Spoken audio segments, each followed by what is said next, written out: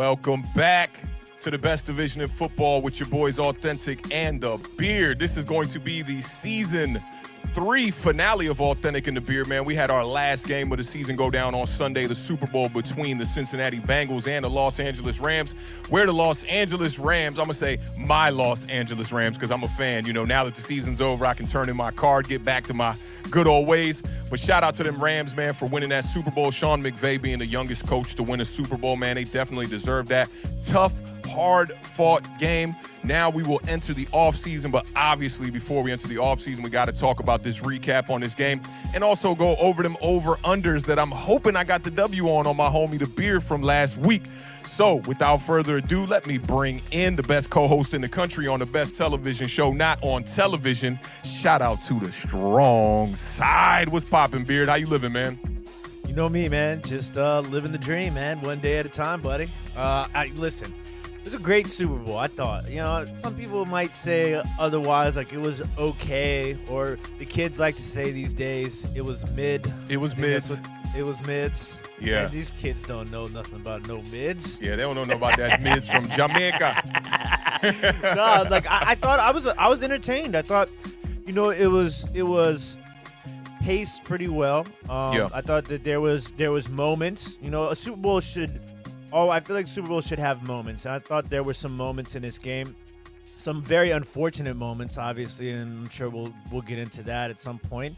But you know, like I was entertained, and it came down to the end. Like that's all you can really ask for when your team's not in it. And I thought that nobody like wet the bed, so to say. You know, like where everybody kind of came and played up to or around their level. You know, a few players underperformed, a few players overperformed, you know. So in the hindsight, it was a really good game, a really good season.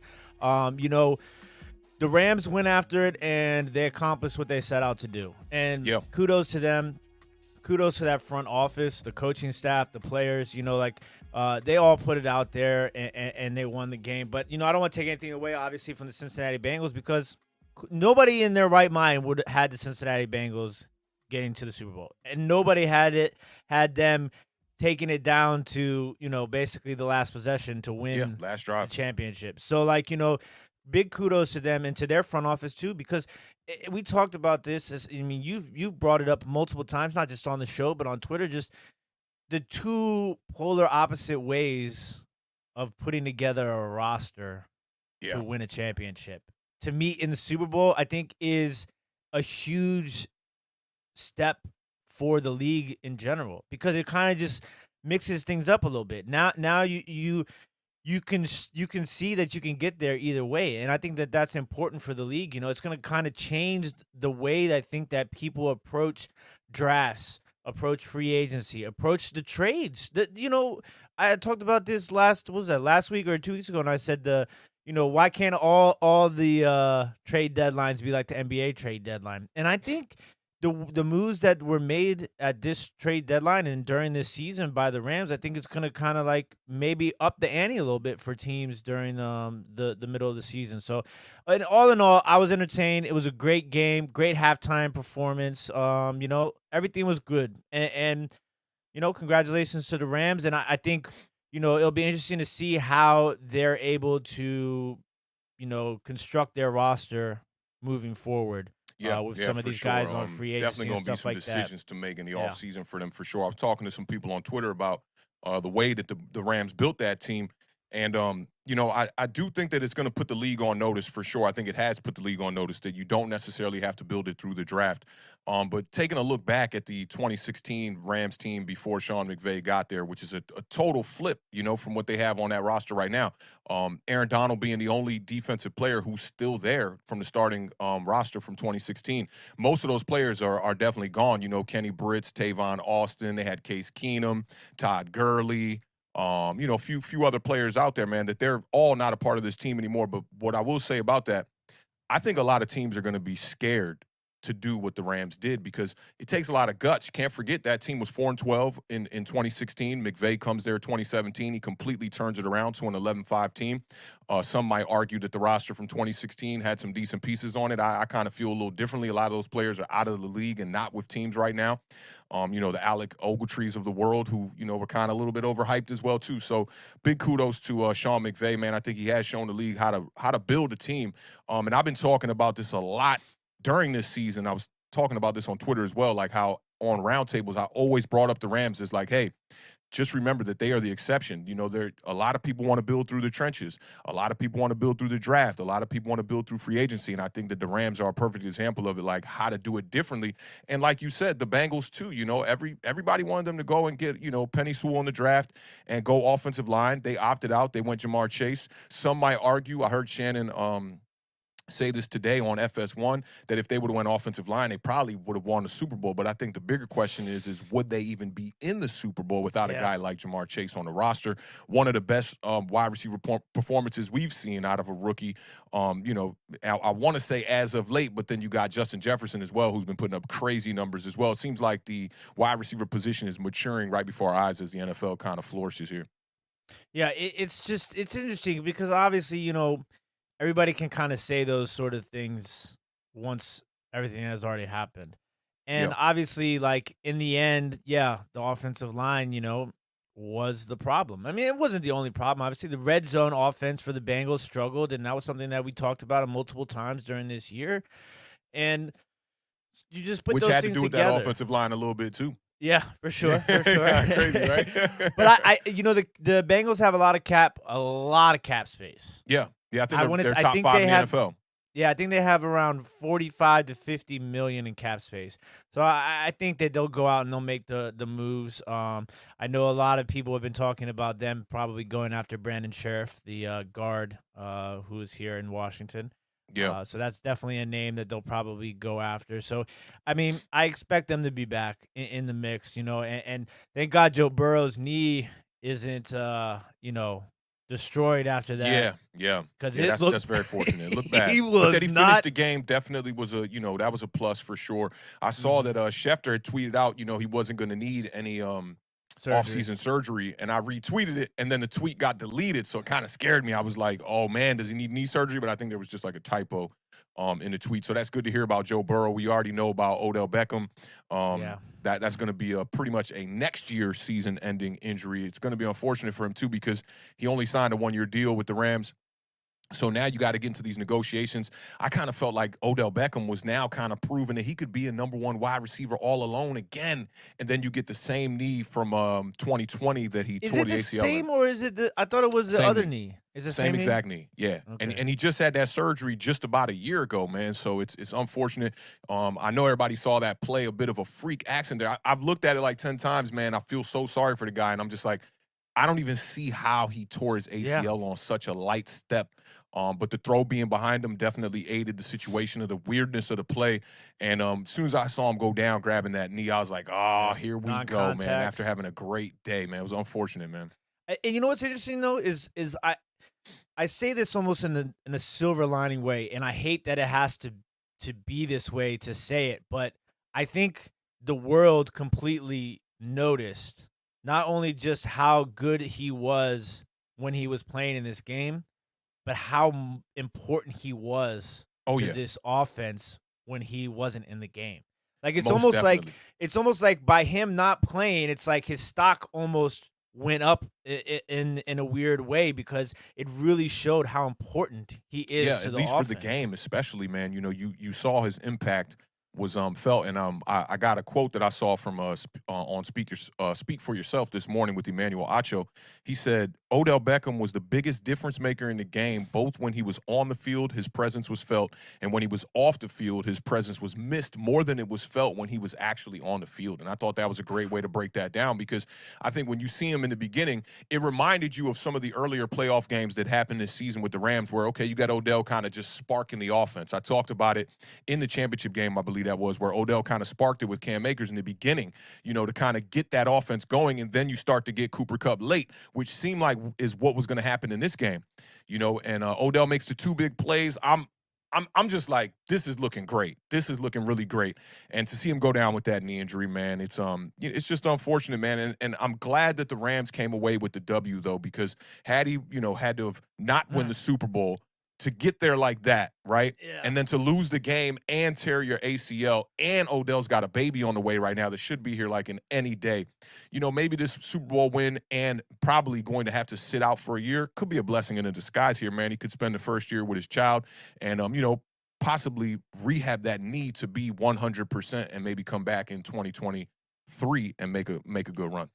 No, there's a possibility he could play next year, right? Early as November, they were saying. And you got to think he's a free agent. Who's going to spend the money to bring in a guy that's not going to be ready until November? So I don't know what's going to play out for Odell Beckham. I'll keep it real with you. I do think he had a solidified spot on the roster with the Rams, before this injury happened. Now that this injury happens, I think the Rams got something to think about.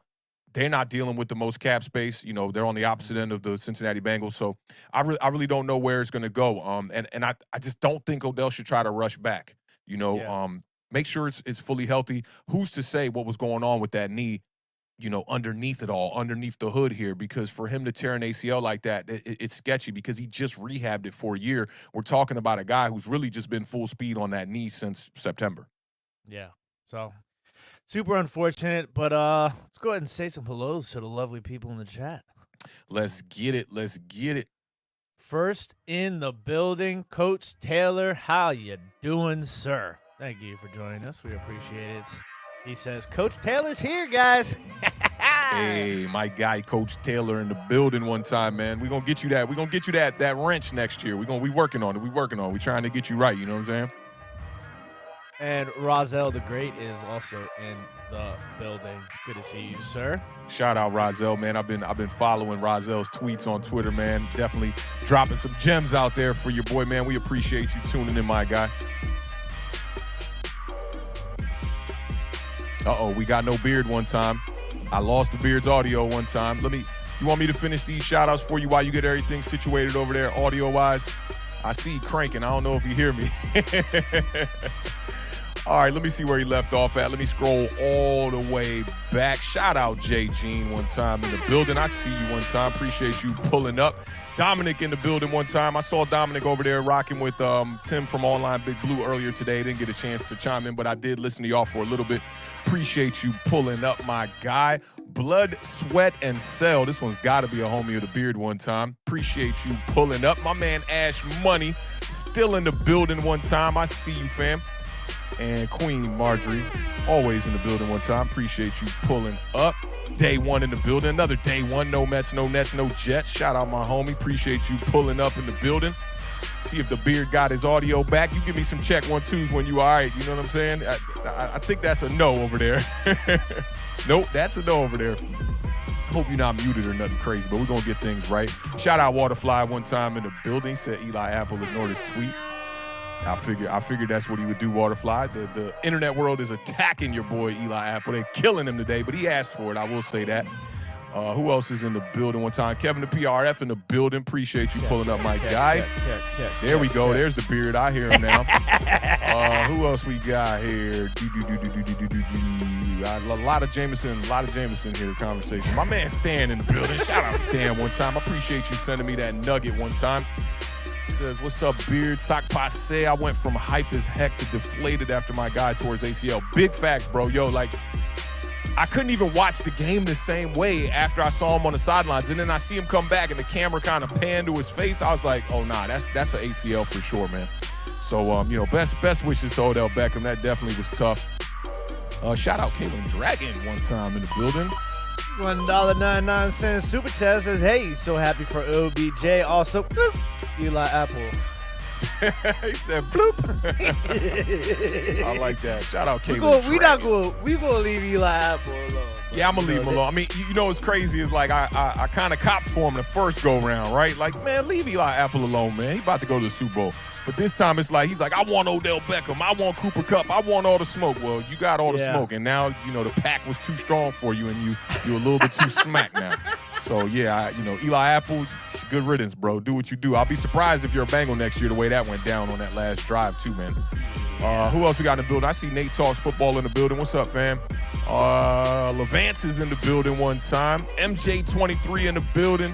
We got the gang in the building, man. E Suds is in the building. Make sure y'all hit that like button so we can get this out to the YouTube universe, man. A lot of people need to see this last episode of Awthentik in the Beard. It's going to be a good one. Ooh, I got a little surprise for YouTube as well, and the chat as well. I got a little new piece of content. So when we take a commercial break, y'all get ready for that. I got some newness on the way. You know what I'm saying? Stephen White is in the building with the hi, y'all. What's poppin', Stephen White? Kai in the building one time, man. We got gang in the building, man. We appreciate everybody pulling up to the show tonight, man. Y'all know what it is, man. Awthentik in the Beard, the best television show not on television. All right. Beard, you ready for this game, man? You ready to really go deep dive, real breakdown? You know, play a little Sharks and Minnows. Sharks and Minnows. Whew, man, I tell you what, Sharks and Minnows, man, when we used to get in the well, somebody tried to get me down the bottom of that well. I used to feel like I was drowning. Not a big fan of that. You know, I used to like going after people, but being the minnow, nah, fam, that's not the way, man. That's not the way. But shout out to everybody in the building, man, across all platforms, man. Like I said, this is the season 3 finale of Awthentik in the Beard. We definitely are going to be doing some off-season content this year. I'm going to be bringing a different twist. We told y'all about this last week. You know, a lot of my homies like Nate Talks Football, the Hub, KB, they're going to get y'all covered on most of the mock drafts. Them dudes really know what they talking about when it come to college. We're going to have to get the Beard on some of them roundtables talking that college stuff because y'all are, like, very dedicated to the college football game. But over here at Awthentik in the Beard, we're going to try to bring a new little bit of a twist pre-draft, you know, to the channel and to the community as well, more importantly. But let's get this graphic up one time. Shout out to the graphics department. Y'all know what it is, man. They doing their thing over there. What you told me about the graphics department last text message to Beard, that was hilarious. I like that. You were like, man, come on, bro. Graphics department can't be lacking. All right, let's take this one back, man. Let's take this one back, all the way back. All right, my notes, I had to scroll down to get some OBJ nuggets there one time. All right, man, so we're going to keep this one short for the intro one time. We got a lot to cover for this game.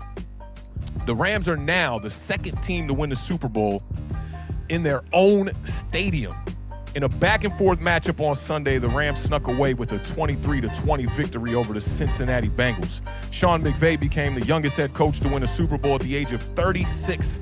The Rams were tested, especially newly acquired quarterback Matthew Stafford, who led his team down the field for a go-ahead touchdown with just over a minute to go. The Bengals would ultimately fall short on a final 4th-and-1 play when Aaron Donald broke through the line and forced second-year quarterback Joe Burrow to throw an incompletion while under pressure. The Beard, let's dig deeper into what led to the victory for the Rams and what led to the defeat for the Bengals. Let me hit this little ignore button right here, get this notification off my screen. All right, so I want to start and go pretty much from each big moment in this game and go through this game sequentially. And then we come to a determination of what fell apart for the Bengals in this game. And chat, feel free to chime in at any point. We're going to go on a bit of a, I wouldn't call it a rant, but we're going to give y'all a lot of information here from this one, all right? So I'm watching this game, okay, kind of start to unravel, and I see, you know, the first drive from the Rams kind of, you know, stall short after it looked pretty promising. And don't forget, I'm a Rams fan. As of Sunday, I'm back to being a New York Giants fan. But on Sunday, I was a Rams fan, okay? And when Odell Beckham got into the end zone in the first quarter, 6 minutes, 22 seconds left in the first quarter, Stafford hit OBJ for a 17-yard fade route that looked so pretty. And Giants fans have been telling me this. Like, when you watch the Super Bowl, you really realize the deficiencies that are happening with our own teams, because they made that fade route look super simple. OBJ get about a step on his guy, looks back, high points the ball. It's a perfect throw from Stafford. They get back to the sidelines. I just saw this on Twitter just before we went on, and Odell Beckham is like telling Stafford about how he placed the ball, how he couldn't really see it coming in, and he was like, look, man, Eli used to throw it like this, you know, and he told me he's kind of just joking around, but I thought that was pretty hilarious. And, you know, the game was just off to a great start for anybody rooting for the Rams. And I thought about y'all in the chat as soon as OBJ got in the end zone, because you remember when we did the over-unders and we talked about the first touchdown of the game. I forget who we picked. I think I picked Cooper Kupp. Akers. Oh, I picked Akers. And did I not picked show Mixon. Up. And I remember you picked Nixon, that's right. And to see OBJ get into the end zone, man, that was on y'all. The chat, I swear, was like 80% saying Odell Beckham Jr. was going to get the first touchdown. And that's exactly what happened, man. And I'm hyped now. I'm like, oh, buddy, okay, it's looking really good for my Rams. And then you get Jamar Chase, who kind of answers now with a one-handed catch on the next drive that he was looking like young Odell Beckham. And I'm like, is young boy going to show my guy up today? That's what's going through my mind. I'm like, and he's not doing this on no slouch of a cornerback. This is Jalen Ramsey in coverage. Pretty good coverage, if you ask me. The ball thrown by Joe Burrow is a damn good ball, okay? Jamar Chase has to pretty much almost stretch out to get the ball and then gets the one hand on it and makes an incredible catch. Well, even before that, though, I do want to bring up the fourth down decision. Yeah. Which I mean, I understand it, right? But I feel like the Bengals defense played fairly well, up in that first possession against the Rams, and it's like there's certain teams that I would think about twice going for it against on fourth down. Chiefs, Rams, maybe the Packers, maybe the Bills. These high-powered offenses. Just like they can drive the ball on you for sure. Yeah, definitely. Yeah. But it's like, teams why where do you they want say to field goals aren't going to beat them? Yeah, and I understand, but like, why do you want to give them a short field? Your defense showed up, got a sack on that first drive, and then so you go for it on fourth down. You give the Rams a short field. They turn around, they score. So to me, that was like one of the first decisions of the game that I think. What was it a short field though? Where were they out on the field when they went for it? You got that marked down? I didn't think it was a short field. So they went for it on fourth down on the Rams 49-yard line. On the Rams, yeah. So yeah, that's not. It's a shorter field, but not a short field. Now, you ain't talking like turn it over in your own territory. They're not on their own side of the field, but they were basically midfield. Yeah, So to me, I just thought that you had an opportunity to kind of like change the field position there a little bit. Maybe pin them down into the 5, something like that. Because once you're in that sort of range offensively, your options are very limited. So I just thought that it would have been a good opportunity for them to kind of flip things what's your over. thoughts on it being kind of like in no man's land?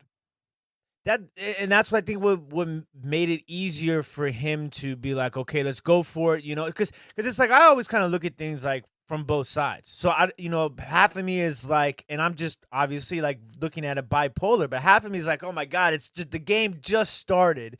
You're already going for it on fourth down, and then the other half of me is like, you're the Bengals, you're the underdog, you want to make a statement, you're already at the 50-yard line, punt. You really have to have a really good punt in order to pin them. So it's like, to me, it's a coin flip, and I understand why he went for it, but nonetheless, it is a important decision in this game because it did lead to the Rams driving down the field and the beautiful Odell Beckham catch, which was just, I mean, Stafford was money. Stafford, he was money in this game, For sure. And I won't even put, we'll get to the turnovers a little bit later, so I'm not going to talk about those. But he put that ball right where it needed to be. Odell ran a great route. Odell made the catch. I mean, and it was electric when that happened. It was hype when that happened. I'm looking at it like, and I was watching some of the pregame warmups, and I saw a post from Kanye on his IG where Odell pulled up on him, and Kanye's sitting with his family like literally on the sideline of the Rams, like right behind the bench. And I saw Odell throw Kanye the gloves, and when he threw Kanye the gloves and he ran back to the field, he just hurdled the bench. I literally almost tweeted out, yo, Odell Beckham is running around real confident right now, because I don't know if you remember the fence that was right there in front of Oakland Terrace. Sometimes when we would go out there and play football, right, I used to try to show out and I would hurdle that fence, right? It was like a high gated fence that I could hurdle, you would right? do things like that. People would be like, dang, bro, like I would hurdle this fence that was probably like maybe like a good 4.5 feet, maybe like 4.5 feet, 5 feet off the ground. And one time, I'll never forget, one time I tried it. And my cleat clipped that jump, dog. I landed slam on my face. So I'm looking at Odell, and I almost tweeted out, man, he must be real confident. And then the injury happened. I was kind of like, I'm glad I didn't tweet that out. But to see him get in the end zone was really awesome. And, I was talking about the catch from Jamar Chase that set up the Bengals. Now, to me, this was another key moment in this game because they get into scoring range. They get right into the red zone here. But the Rams come up with a stop here. And Ramsey made the play on T. Higgins, man, on third down. And the Bengals end up having to settle for a field goal from Evan McPherson, who's been fantastic in these playoffs, by the way. Evan McPherson, man, a young bull rookie, has not missed a field goal in the playoffs. The dude has definitely been balling out. But at this point, I'm looking at it like, okay, I kind of get where Zach Taylor was coming from with the 4th-and-1 call because that the Rams, they're not the kind of offense that's going to consistently put up those big numbers like the Chiefs, the teams you were talking about, maybe the Bills, who I would maybe not even put in that category, but sometimes this year the Bills, and they showed it out against your Washington football team this year when they just blew the socks off y'all, they can do that. And, to come out of that with a field goal now, I'm looking at it like it's 7-3. Does that balance out? Because now you gave them a shorter field. You let them go from the 50 pretty much, and you don't convert on a third down where Burrow was sacked on that drive, I believe. And now you're looking at a 7-3 score. Now, following drive, I'm like, okay, this is, to me, this is the most important drive of the game to get off to that early start, right? Okay, before really quick. Because I saw Stan talk about how, the running the game, the run the ball, how I love to run the ball. They got down to that, and they were on the 11-yard line after the Jamar Chase catch. Right. 3 straight passes from the 11-yard line. Yeah. So I thought I needed more Joe Mixon in this game. Oh, and Stan was talking about the Rams or the Bengals running? He was talking about the Rams, but it just, it made me realize how, like, you one run maybe. I mean, 3 passes from the 11-yard line at that like point. A run. I think a lot of that is it can be hindsight at the same time too. For sure, if you score throwing it, no one's going to be like, "Yo, man, why did he do three passing plays there?" Right? No, especially early on in the game, But it'd be like that when you look at it in hindsight. I can definitely understand that. And I talked to you about this a little bit off air. I think that Zach Taylor wanted to put this game on the shoulders of his quarterback and not necessarily his running back. We talked about the statistics from Mixon off air just for a little bit there. And what was it? I know I got these down here somewhere far. Mixon was 15 for 72. He was averaging 4.8 yards per carry. And literally what came to my mind was you saying, run the damn ball, like literally, because you want to take some of the pressure off your quarterback. I think he probably got caught up in, we're here. We're a team that belongs to be in the big game, and my quarterback deserves to be here as well. And in reality, I think this was the first time that, and I don't want to jump the gun and get too far down the line, but this was the first time that Joe Burrow had to literally go down the field and score in the playoffs to win them the game and not win it on the back of your defense. And we saw how that he falls short in this game. I think that Zach Taylor, young coach, he was trying to just put a little bit of too much on Joe Burrow's plate in this game because of how Joe Burrow has played kind of leading up to this little run that happened going into the playoffs. Yeah, but and I thought Joe Burrow played really well. I mean, there's one play that stood out to me, that kind of where I thought he missed bad. Yeah. And that was the 3rd and 13 to Jamar Chase where he came up in the dirt and underthrew him. Yeah. That was hard a to big see that play because you can't see where Chase is kind of like how he was working back to the ball. You kind of just see him come back into the screen and whatnot, and then the pass is low. That I think that was the only bad throw that Joe Burrow had on the day. But I think what we got to think about is like this too. Think about Aaron Rodgers in the playoff game versus the San Francisco 49ers, I believe, right? You do enough, right, where we can't blame you, but you didn't do enough where we could be like, bro, you the guy. You know what I'm saying? So it's like a little bit of that. He only had 1 touchdown on the day for Joe Burrow. But at that point in the game, you're looking at 7-3, and Stafford and the Rams get the ball back, and 3rd and 11. I'm like, this drive is so pivotal now because it's 7-3, 14-3, 10-3. Big difference than 7-3. Or if you're Cincinnati, you can make that stop there. You try to maybe score on your next drive. You're looking at 10-7. That's like a very large momentum shift. Okay? Instead, we get to a 3rd down and 11, and Stafford converts to Odell Beckham Jr. for 33. I'm looking at it like, yo, Odell is about to be the MVP of this game the way this is going so far because the biggest plays so far in the first half are coming from Odell. On the very next play, you get the wheel route to Darrell Henderson, who he gets 15 yards on that one, and the Rams are in the red zone in no time. I'm looking at this like beautiful play. Beautiful play and beautiful design. throw. Yeah. You got to love the wheel routes, man, because on TV they look a lot easier than they do in real life because you know, when you play quarterback, right, and you throw that wheel route, man, the touch that you got to put on that pass is very overlooked. And Henderson kind of bobbled it. You know, I thought he was probably having like a Super Bowl moment for a second there when he bobbled it, but then he kind of pinned it up against his hip to make the catch. Thank God for the Rams. And, you know, the Rams are in business here. And I'm looking at it like, okay, 2-score lead here. This might be what Nick Wright was talking about when we talked about our last show, how this game could get really out of hand. One mistake now, going for it on 4th and 1. Another mistake, not getting 7 in the red zone. You settle for 3. The Rams is putting up touchdowns while you putting up field goals and turning the ball over on downs. This game could get really ugly. Now, 2 plays later, you get the touchdown pass from Stafford to Cooper Kupp, and I'm like, man, Rams is in business, okay? And then I got the first moment of, ooh, hold up. Things are starting to, is this kind of spiraling in a different direction? Is the momentum changing?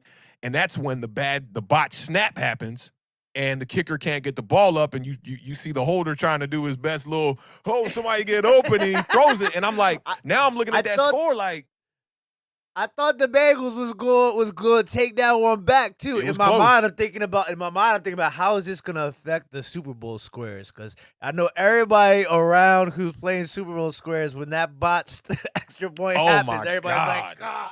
Anybody with the 4s like, bruh, come on. You know, and I'm looking at it like 14-3 is just so much better than that 13-3. It don't seem like it, right?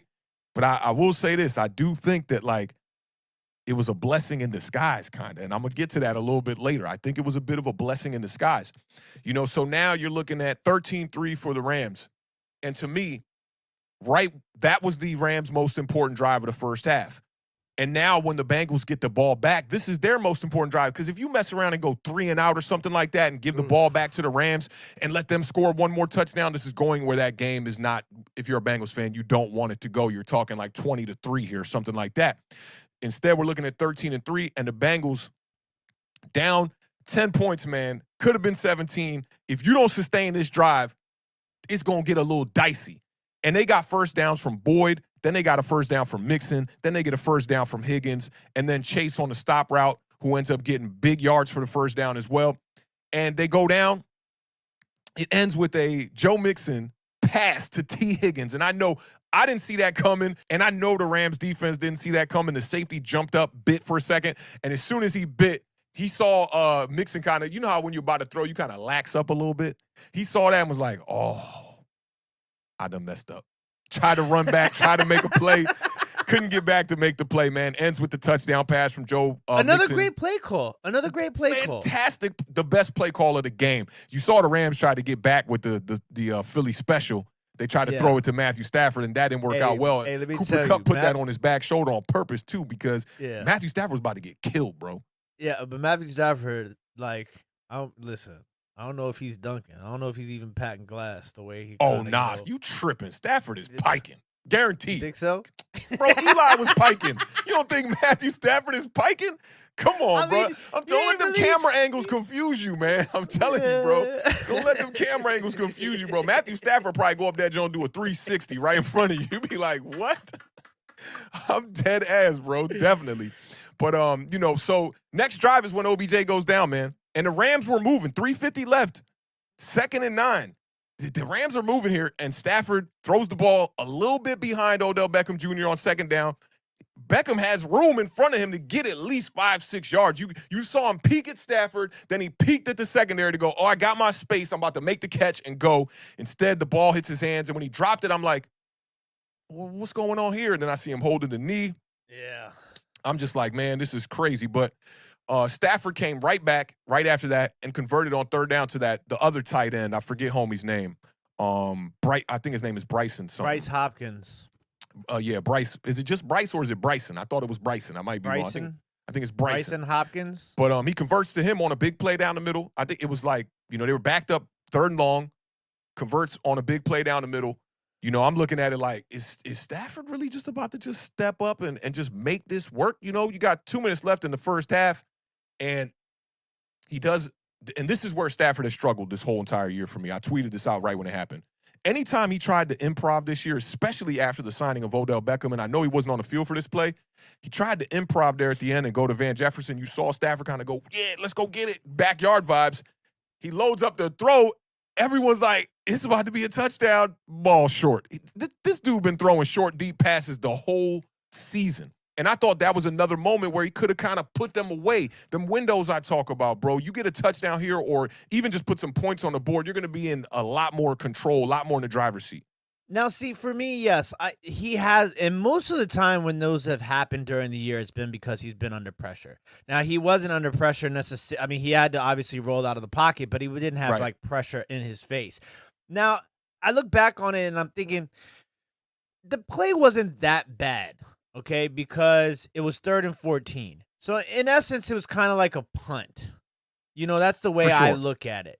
So it's like obviously, maybe if you get like 10 there or 11 there, you might be able to kick a long field goal, maybe, but knowing McVay, probably not. You'll probably end up going for it. So, I mean, obviously there's a lot of different possibilities and outcomes of that play, but I think that in hindsight, it wasn't that bad. It was pretty much a punt on 3rd and 14th, and I think that's why he took the shot. The only reason why I don't like it, as just a punt is because as a New York Giants fan, the running statistic about the points being scored on us before the half, right? It was like 80 by the end of the season. Teams had scored 80 in the last 2 minutes on us or more points, and we had scored 0. So the Rams were kicking off at halftime as well. So I thought it was important right there to just if you get some points there, the work that you've put in the first half will show on the scoreboard at halftime. Instead, you got 2 drives that stalled out afterwards, and you go into the half 13-10 in a game where the Rams really dominated the first half, if you ask me. But to come away with a lead for the Rams, everybody knows the Rams statistic.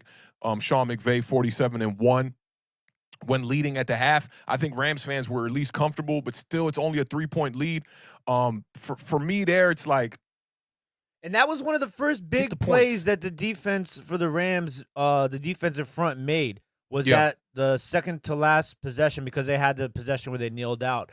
But the 3rd and 6, the sack on Joe Burrow. I mean, that was like one of the first, off air, we were talking about it, and I was saying about how the Rams made some really key sacks in key situations, and I think that was the first one right there. That's what sparked it. That was what sparked it right there. Yeah. I want to say that was Donald's first sack right before the half. Shout out to Brian too one time. I saw Awthentik video. DJ at a Super Bowl party. I hope so. I hope the Super Bowl party's for the New York Giants first of all, and not for another team whenever I get to see DJ at a Super Bowl party. But Brian, make sure you stick with us throughout this show. You gonna like this video. I promise you're gonna like this video. Listen, Awthentik does this to me every once in a while, right? Where it's like he just kind of, hey, I got a surprise. And I'm just like he knows I love surprises, especially Awthentik surprises. So I'm excited. I know you guys are excited. I almost really sent excited. it to you last night, and I was like, I'll just show it to him on air. You know what I mean? Like, the squad in the chat is fam, so now I could show them things that's kind of like in the works. It don't got to be completely, finalized and whatnot. So I could show them some things. But Brian, make sure you stick around, and shout out to Tudo one time in the building. Speaking of fam, Tudo for the $4.99 super chat says salute Awthentik. Drop by your office to pay our proper respects, and for all Giants fans around the world, slap all stinky buds, losers out of the door. Hey, Tudo, we appreciate you pulling up, man. Appreciate all the support you've shown us this whole season, man. Definitely couldn't be doing this without you, my guy. And there's one more from Brian one time. Shout out Brian one time in the building. We appreciate that. Blue Devil Special. DJ catches that. He called it the Blue Devil Special, not the Philly Special. Yeah. I like that. Yeah, people were talking about best moments for the New York Giants season this year, and a lot of people were saying that catch from DJ was one of their best moments, which is crazy, man. Come on, man. Our quarterback catching the ball is one of our best highlights, man. It's crazy. But I like the name right there, Brian, the Blue Devil Special. And, Brian, I figured it out. You a Duke fan. That's why you really love you some Daniel Jones, man. I respect that. I respect that, my guy. I think I got them all there. Okay, yeah. And a lot of new people just pulled up in the building. I see James in the building. I see Sank in the building. Big Pat in the building. Zach in the building. Brother BKL is in the building. And the homie Juice Jones is in the building. Shout out to all y'all who just pulled up, man. All right, so I see Stan flip the turf. hey, I signed a petition, man. I signed a petition. Shout out my guy Stan. So yeah, so they, Burrow kneels out. We go to half, 13-10 in favor of the Rams, and for me, bro, that's just I wanted more. I wanted it 20-10, 20 to 30. Give me a 20-13 at least. But the interception from Stafford at the end of the half there, that definitely didn't yield well for them. What was your thoughts on that on the Super Bowl halftime show? I loved it. I thought it was perfect. I said, there's no meme material, like that was for me. That's what I love a good show as much as the other guy, but I don't need there all was the. one meme material that people was running with the 50 Cent upside down. People was calling him 75 Cent. I was like, bro, y'all ain't got no heart. Come on, dog. I mean, listen, look, he's still got a little. Listen, little brolic, little bulldog vibes, You know what I'm saying? He wore the wife beater. Like, if he was really that chunky, you would have seen the beard sort of chunky. But he was out there rocking the wife beater like a G. Nah, I thought it was great.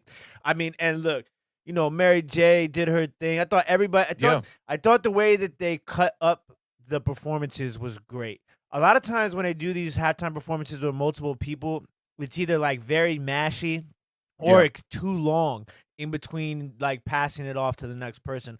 I thought it was awesome too because it looked like they were actually Dre was up there running the sound and stuff like that. I thought it was dope when he sat down and played the piano. Like super dope. Did the Dr. Dre the Still Dre joint? I thought that was fire. The first thing I said when that happened, I turned to Josie's dad and I said, man, we had a piano in my house growing up, right? Oh, and yeah. Every time Awthentik would come by the crib, he would sit down at the piano and he'd play that all the time right there. So that was some of the first chords I learned how to play back in the day. Shout out to my homie Dakota, who gave me the Awthentik moniker, and he showed me how to play that Dr. Dre Still Dre on the keys back then. I could still play it, man. It's like embedded in me. And yes, shout out to my man Cameron of Gravity Goods, another one of my reseller family in the building. The Coinbase commercial, like a lot of people were like, "What's going on?" Like the thing that's bouncing on the screen. I was like, "Oh yeah, the QR code, yeah." That is brilliant because it's simple, right? And there's a large chunk of generational people that are like this. Like I thought it was a good commercial. I thought it was brilliant, but yeah, just a beat and just the QR code floating around the screen. It definitely gave me some intrigue where I was like, am I going to scan that? Then I was like, nah, cuz I seen Eli Rax. He was like, I fell for the bait. I scanned it to find out what it was and whatnot. But halftime performance I thought it was great. No complaints from me. I thought everybody sounded good. I thought the stage setups was dope. I saw a video clip of Snoop. Getting ready. Yeah, getting ready. I thought that was awesome too. But he was smoking like, I ain't supposed to be doing this. Like,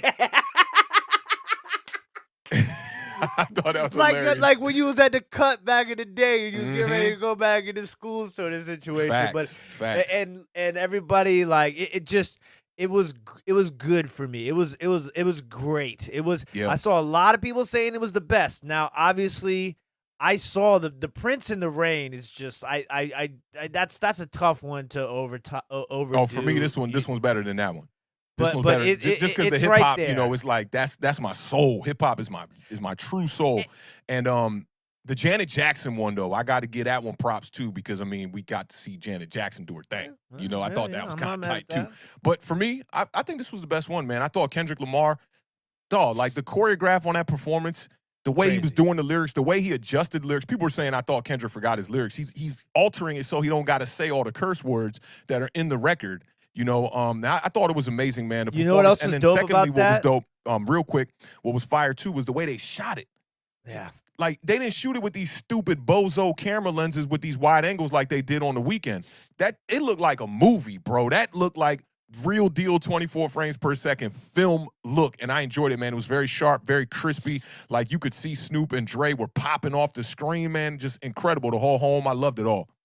And I was going to say is during the Kendrick part, the ground, the way they did the floor was like you were looking up from above into the city. So when they were showing that from up top, it was just like, it looked so sick to me, the way they did the ground to make it look like they were standing in the skyscrapers. Like, it was just super dope. Sick, and Yeah, I really, really You enjoyed know, it. It was a I lot of kind fun, of thought man. it was gonna get cheesy, right? Because you know, you're taking two worlds. You're taking like the sports world that's got to keep it very PC and stuff like that, and then you're taking the hip hop world, which can cross some lines sometimes. And when those two things like meet in the middle, you can get a little bit of cheese and a little bit of cornball, right? And I ain't see none of that in this. I thought it was just a clean performance. They allowed the artists to kind of do what they was doing, you know, and be free and be themselves. And I thought that was most important. And I forget homegirl's name that sang the Star Spangled Banner in the beginning. I gotta send a big shout out. Mickey Guyton. My God, bro. That Star Spangled Banner was just on 1000. I thought having Jen Aiko go before her and sing, I forget what song she sang, but they like added a beat to one of the national songs. I wasn't all for that, right? I didn't think it was bad, but I thought it was just all right. And then you see Mickey Guyton come up there with that whole 50-piece opera, man. That's how you're supposed to do that, man. That's doing it justice and not doing too much, I feel like. So big shout out to Mickey Guyton.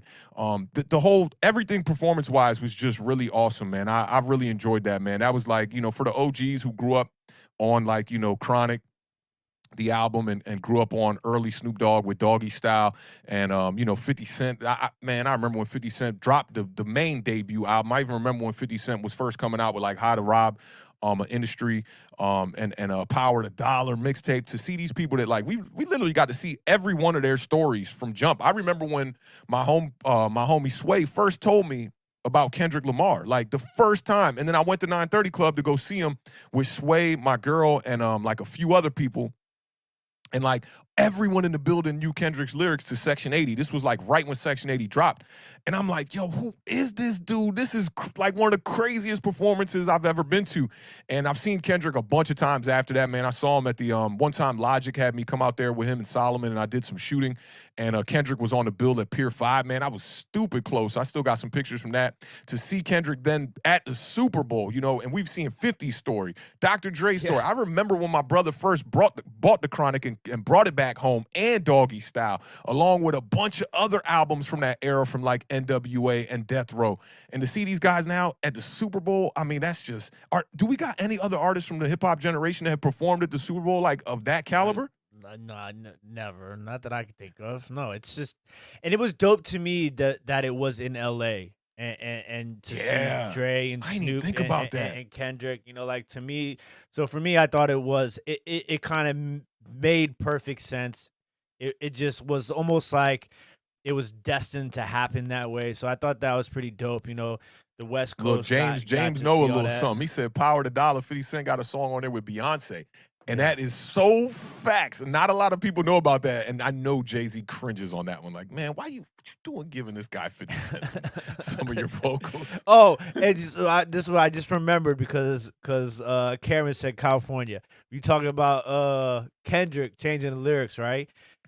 Dre did the same thing, right? Yeah. In the California Love verse, where he says 10 years in the actual song, but when he was in the live during the halftime, he said 30 years. I said, man, we've been waiting on the Detox album for a whole 3 decades. Come on, said, Dre. Man, been in the rap game for 30 years. I was like, whoa, 30 years. No, come on, man. Yeah, man. Oh, it was great. Yeah, it was wild. I definitely love the performance, man. So I say before we go into this second half, let's show this video real quick, and I'm gonna give y'all a little bit of background to it. Okay, so the Beard got me for Christmas a signed Daniel Jones helmet, fresh to death. I mean, this thing is sparkling. Okay, and shout out to Lucas, who's one of our subscribers and a big supporter on this channel. He got me a program from the Giants Super Bowl. He got me a signed Mario Manningham program, and he got me a signed Lawrence Taylor helmet as well. And with all 3 of these things, I kind of wanted to do a little bit of justice with these items and do a you know, a bit of like a kind of like a B-roll video, kind of like montage kind of vibe. And I decided to kind of put a plot to this. So when you see the end of it, the first thing I want y'all to do is answer the question that happens at the end of it, right when we come back from this short commercial break. And tell me what y'all are thinking about this, or what y'all think about this piece of content, because what I want to use it for, and I haven't really told the Beard too much about this, is over the summer, I've got a plan here to work on a documentary that's going to focus on content creators in our community, especially based around the New York Giants, but obviously around other teams in the NFC East as well. And this could be a small piece of it as a segue or kind of as an intro. But yeah, tell me what y'all think, man. I just chopped this up just the other day. It's down at the bottom of the list, Beard. Okay, I'm gonna take the banner videos off the bottom so we get a nice. Oh yeah, you get to get the full vibes and whatnot. And watch your volume. I haven't checked the levels on this all the way. This is like the 4.0 version of it. But tell me what y'all think, man. This is just a little piece that I cut up just recently. Tell me what y'all think. Let's run it, Beard. Can we get a countdown? No countdown. Okay. All right, here we go. Y'all know what it is. That's my countdown.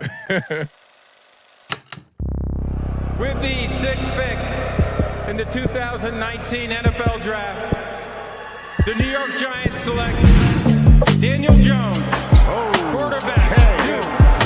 So they do love a quarterback. Jabril Cox made the tackle. And Jones slow getting up.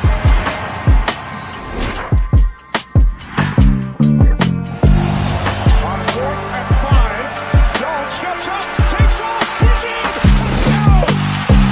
Gettleman is proving to be a terrible GM, and this was an idiotic move. No more Odell. That may be the greatest catch I've ever seen. We're down at 5. Jones throws, wide open.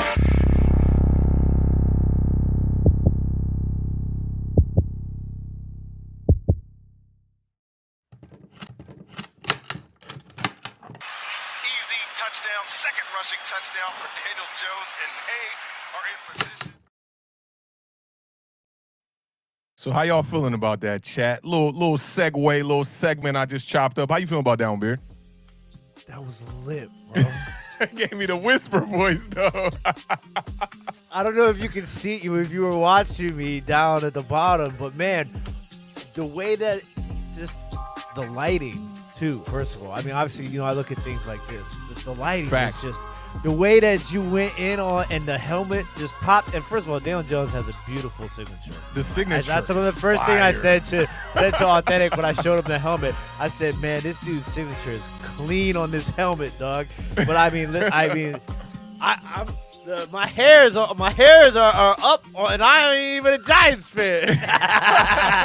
Nah, that was amazing, man. Hey, shout out! I see you, Lucas. Lucas is in the building, man. Big shout out to Lucas in the building, my guy. Yeah, I still got the VHS player one time. Hey, and then the way I see you at the screen when they're drafting Daniel Jones, that's your head in the back, back, right? Yeah. Man, listen, look, everything about that was lit, man. Yeah, man. So I'm excited, man. The goal here is to, I kind of want to put together like a full feature film documentary. That helmet, I'm like, y'all know I've been a little bit hard on Daniel Jones lately. I've been like, okay, he's been playing very average, et cetera, et cetera. But every time I look at that helmet, I'm like, am I giving up? Am I done? Am I done with having faith in Daniel Jones? And I think I'm down for this ride for one more year, bro. I'm down for this ride for one more year, no matter what the Giants do. Whether if they want to go out there and draft him, Malik Willis in the draft, go ahead and do it. But I've just been kind of experimenting with like lighting and just trying different things film-wise down here in the studio and whatnot. And just testing the waters a little bit, because I definitely want to make a full feature film here. And I thought, what better way, just like starting the podcast, this Awthentik and the Beard, the football podcast, was supposed to spark like a bunch of other podcast ideas for me. This is like to get your feet wet kind of vibe. And I feel like the documentary will be kind of the same exact thing. Working on a documentary that's about football will make it a little bit easier for me to get it executed. So hopefully before the season starts, man, we got ourselves a doc, man. I'm going to try to head to New York, get some interviews from the the biggest and best Giants content creators, my guys like Entertainer, Bad Dog, a few others, man. I'm going to try to get everybody in this joint. My man, Kai. Shout out Kai one time in the building, man. Yes, he is. I appreciate that, man. I definitely appreciate that. And I'm excited because I get to have Steven Spielberg shoot some stuff for me for an upcoming project that hopefully will be dropping within the next week or two. So if that, man. I knocked that one right there. I knocked it out in a day. 2 days ago, I was working on that. So we gonna get that banged out super quick, man. But definitely appreciate y'all at least sticking around, taking the time to, just view a little bit of the vibes I'm trying to present here. I already saw, I think it was Kai or somebody came in right off the bat and was like, no, which means no, I don't still believe in Daniel Jones. It was Waterfly. You know it was Waterfly. No, I got about like, the gaslight just came on pretty much. And I'm like, all right, we're going to ride the wheels till they fall off. But the gaslight is definitely on. And I think that'll be one of the major questions, that I'll use for the documentary, man, for like, to get the opinion from other people, man, out there that are Giants content creators, man. But definitely appreciate that, y'all. Definitely appreciate y'all showing some love on that, man. I was pretty confident with the idea. I liked it when, it's kind of like when you write a good bar. You write some good raps. You get up, you walking around the room, you like, that's me. That's me right there. Them kind of vibes, man. So, yeah, I definitely appreciate y'all rocking with that, man. But let's get to this second half, man. Let's get to this second half a little bit. Dominic says, I worry about Jones' neck, but 2022 is tough for NYG, whatever we do. So while DJ isn't the future, I'm not crying if he starts in 2022. Facts. Give him that chance, man. I want to see what he can do. Maybe upgrade this roster a little bit. All right. So, second half, man, for the Bengals.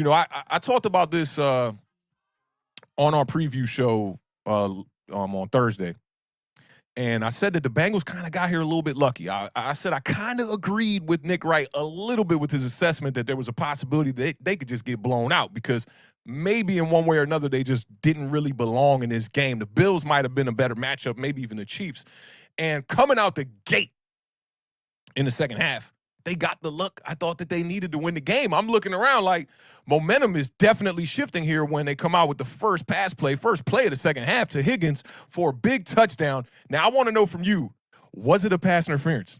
I didn't see it at first, but as soon as they showed the replay, I said, well, 1,000%. I don't know if I guess technically you should call that a pass interference. I don't know if they would have thrown a flag on it. I don't know if it would have been a pass interference or a face mask. It should have been a penalty, one of the two. Yep. You know what I'm saying? But when the play happened, I didn't see it. I don't think anybody saw it when it happened.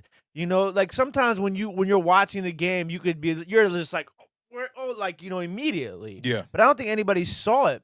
And then when they showed the replay, I'm just like, oh, well, I mean, they got away with one. I mean, there's no other way around it. I mean, they definitely got away with one. That was the first call where I was like, okay. These referees and there were might no be flags at all in the first half, I don't think. I don't think so. And there was only about 7 penalties called in this whole game or something like that. Yeah, 4 of them in one point of the game. I know, and that we going to get to that because that was really crazy. Started making me feel like the NFL was rigged a little bit there towards the end. But the Bengals got the luck they needed, man. They get that touchdown right off the bat, and then 2 plays later when the Rams get the ball, Matthew Stafford has that interception go off of Ben Skowronek. Is that how you say his name? Ben Skowronek, yeah. I believe. Goes off his hands, which should have been a caught ball, and I think that's what you were alluding to earlier when you were saying like all the interceptions weren't his fault, because that one definitely hits him right in the hands. And I'm looking at this like, okay, now this is really in your own territory with this interception. You are about to give the game away. We had Odell Beckham go down with just a couple of minutes left in the first half. You get this touchdown from Higgins. You get this interception from Matthew Stafford. Are the Rams falling apart at this moment is what I'm thinking. Second half team. To Josie's dad, when the Bengals in the Chiefs game, he came in at one point. He was like, "They're just outclassed. They're just outclassed." And I'm like, we got a whole second half, and then the same sort of situation in this game, and I'm just like, you remember what I told you when we were playing the Bengals were playing the Chiefs, right? And it like the Bengals play much better in the second half, and I think obviously things are a little bit different too when you get into the Super Bowl because the halftime is double what it normally is in a regular season game. Right. So that's something that you have to take into consideration too.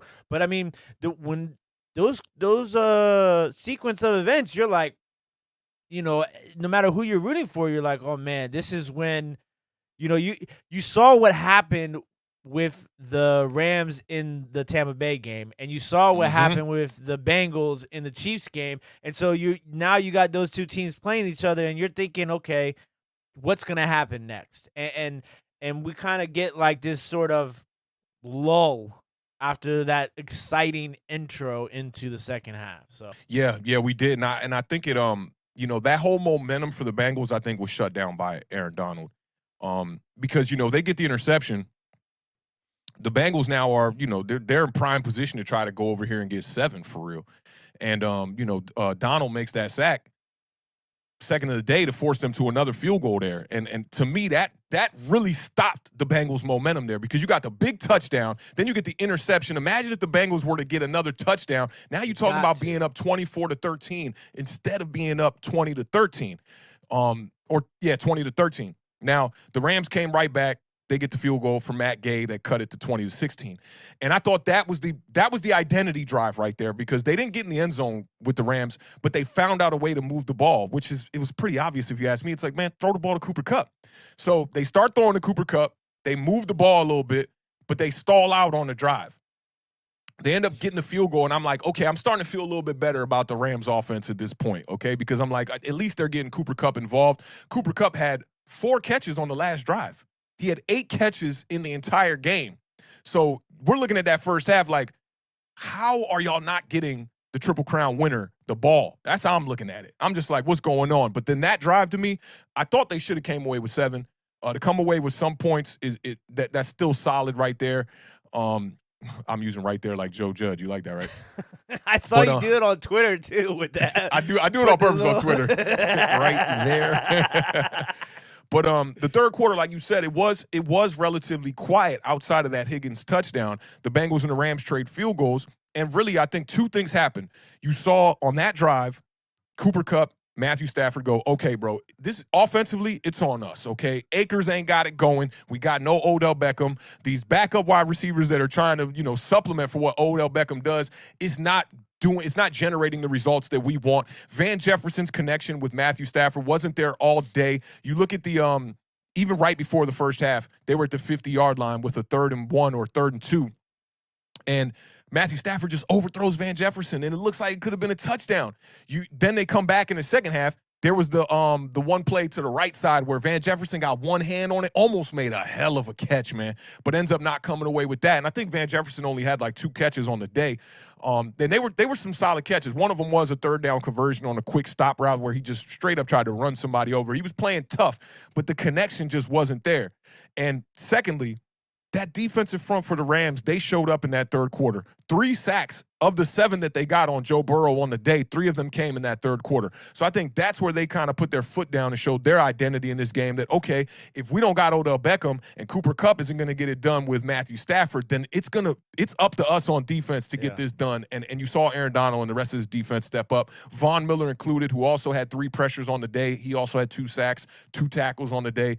That signing showed up so much in the playoffs. I mean, we talked about it in the beginning. Like that was the biggest, not even just the play. I guess, most of the playoffs, but even at the end of the regular season, he kind of showed up. I mean, he had sacks every single game. It was a huge, huge move. I mean, just when you look back on like this season for the Rams, you're going to be like, some of the craziest things have happened to this team. When you look at, the fact that Cam Akers goes down in the beginning of the season with a torn Achilles, right? And then you go out and get Sony Michel. You know what I'm saying? And then, Robert Woods, ACL, OBJ. Right after you get OBJ, and then you get Von Miller, then you get Cam Akers back in the same Eric season. Weddle, who salute to him. Dude. He hasn't played a game in 2 years. Injured the shoulder early on. I noticed this when they were talking about it in the game. They were saying, he injured his shoulder on that tackle, but I saw it earlier. He injured the shoulder way earlier in the game. Still out there making tackles, man. Like, sometimes you just got to rely on people, like the right person. I don't care if this dude been off the field for the whole season. He was a reliable piece. He was for calling this the plays for the defense. Right. He was the leader of that defense, which is, how are you coming off the street doing that? They say he's one of the smartest dudes out there. But you know what's crazy, though? After those back-to-back field goals, the 2 teams combined next 6 possessions. You know how many total yards the next 6 possessions? I'm going to go with, and I don't know this, I'm going to guess. I'm going to say next 6 possessions? Yeah, so 6 Is that possessions. To the end? Was the 6 to the end? It wasn't. Okay. It was. So there's one possession after those 6 possessions before the touchdown of the Rams. Okay, so I'm going to go 30 yards. 0 yards. The 2 teams combined for a total of 0 yards on the next 6 possessions after the 2 field goals. That's crazy. So That's crazy. It goes Bengals -3, Rams -3, Bengals 5, Rams 3, Bengals -2, and then the Rams 6. That's crazy. That is And then really then crazy. the next drive happens. Shout out to Tuco for the $4.99 super chat. Says, we have a gut feeling New York Giants will tank it again with negative cap to start 2022 and all cutting off projects to come in off season, plus all new bees coaches wanna bees. We shall see, man. I'm hoping for positive things for my New York Giants. The one thing I'm grateful for is a clean start. We're 0-0 right now. We're tied in first place right now. Yes, we are. We are tied for first place right now. I like that. I like that. Shout out Tudo, man. We appreciate you pulling up, my guy. Yes, sir. Shout out Miz in the building too, man. What's going on, Big Miz? Hope all is well. Hope you enjoyed the Super Bowl. We just going over the second half a little bit here. Okay, so you talked about the combined yardage, 0 combined yardage on 6 straight drives. I mean, that is absolutely ridiculous right there. Now, you know those windows. I'm always talking about those windows for quarterbacks and for teams where you can really put a team away, right?